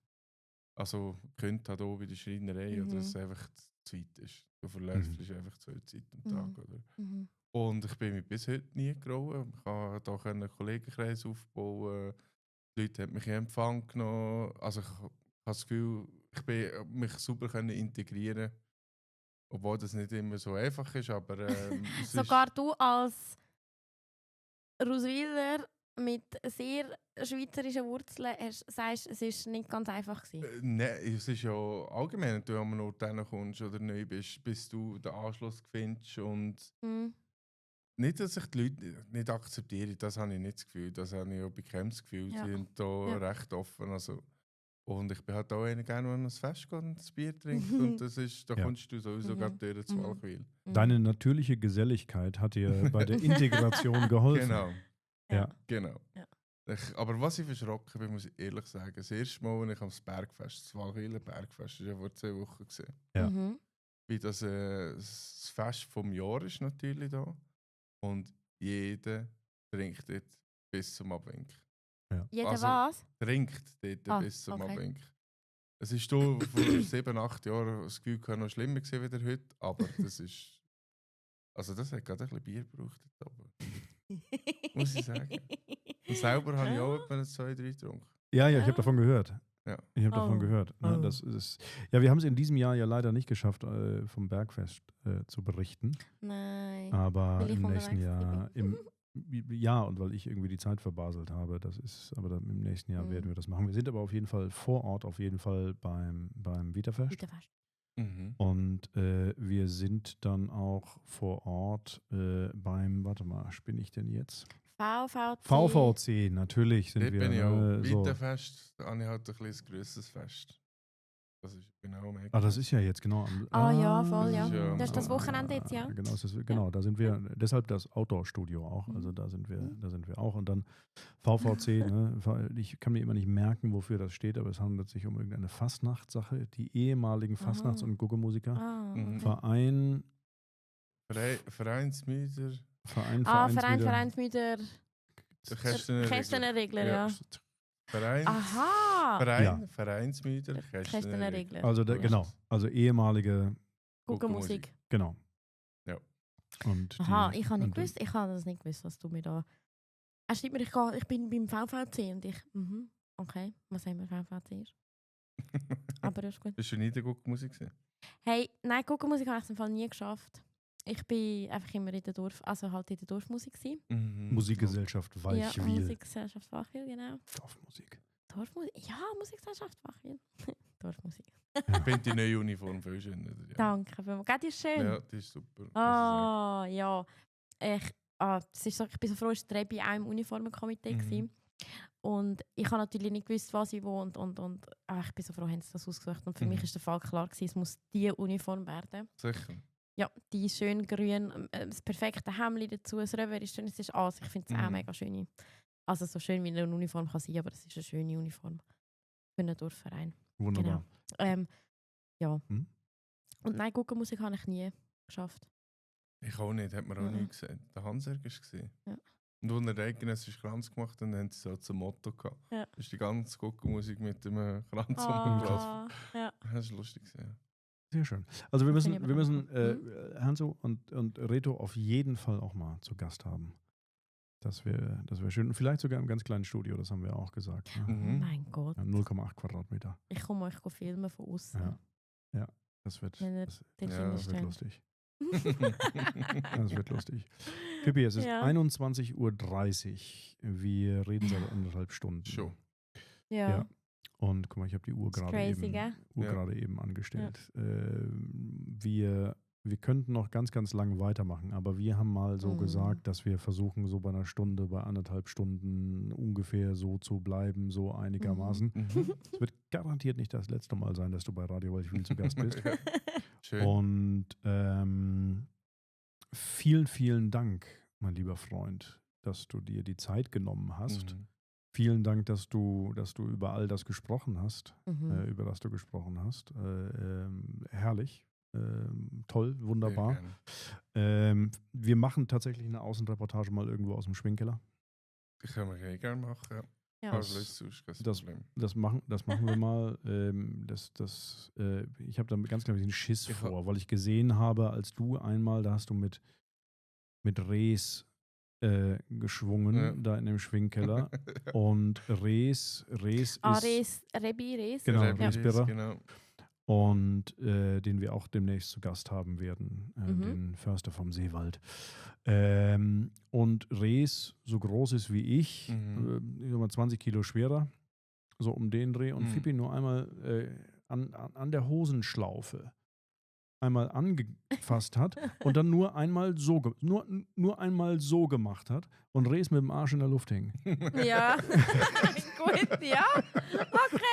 Und so schlimm ist es nicht. Es war aber so ähnlich. Also auf jeden Fall hat Rees Bodenhaftung verloren und wusste nicht mehr, was los ist. Und hat auch ganz kurz einmal Aua gesagt, weil er nicht wusste. Gott sei Dank bin ich verletzt. Also ich mag mich ja erinnern, wir haben ja eben das eidgenössische gesponsertes Zug von der KBUs.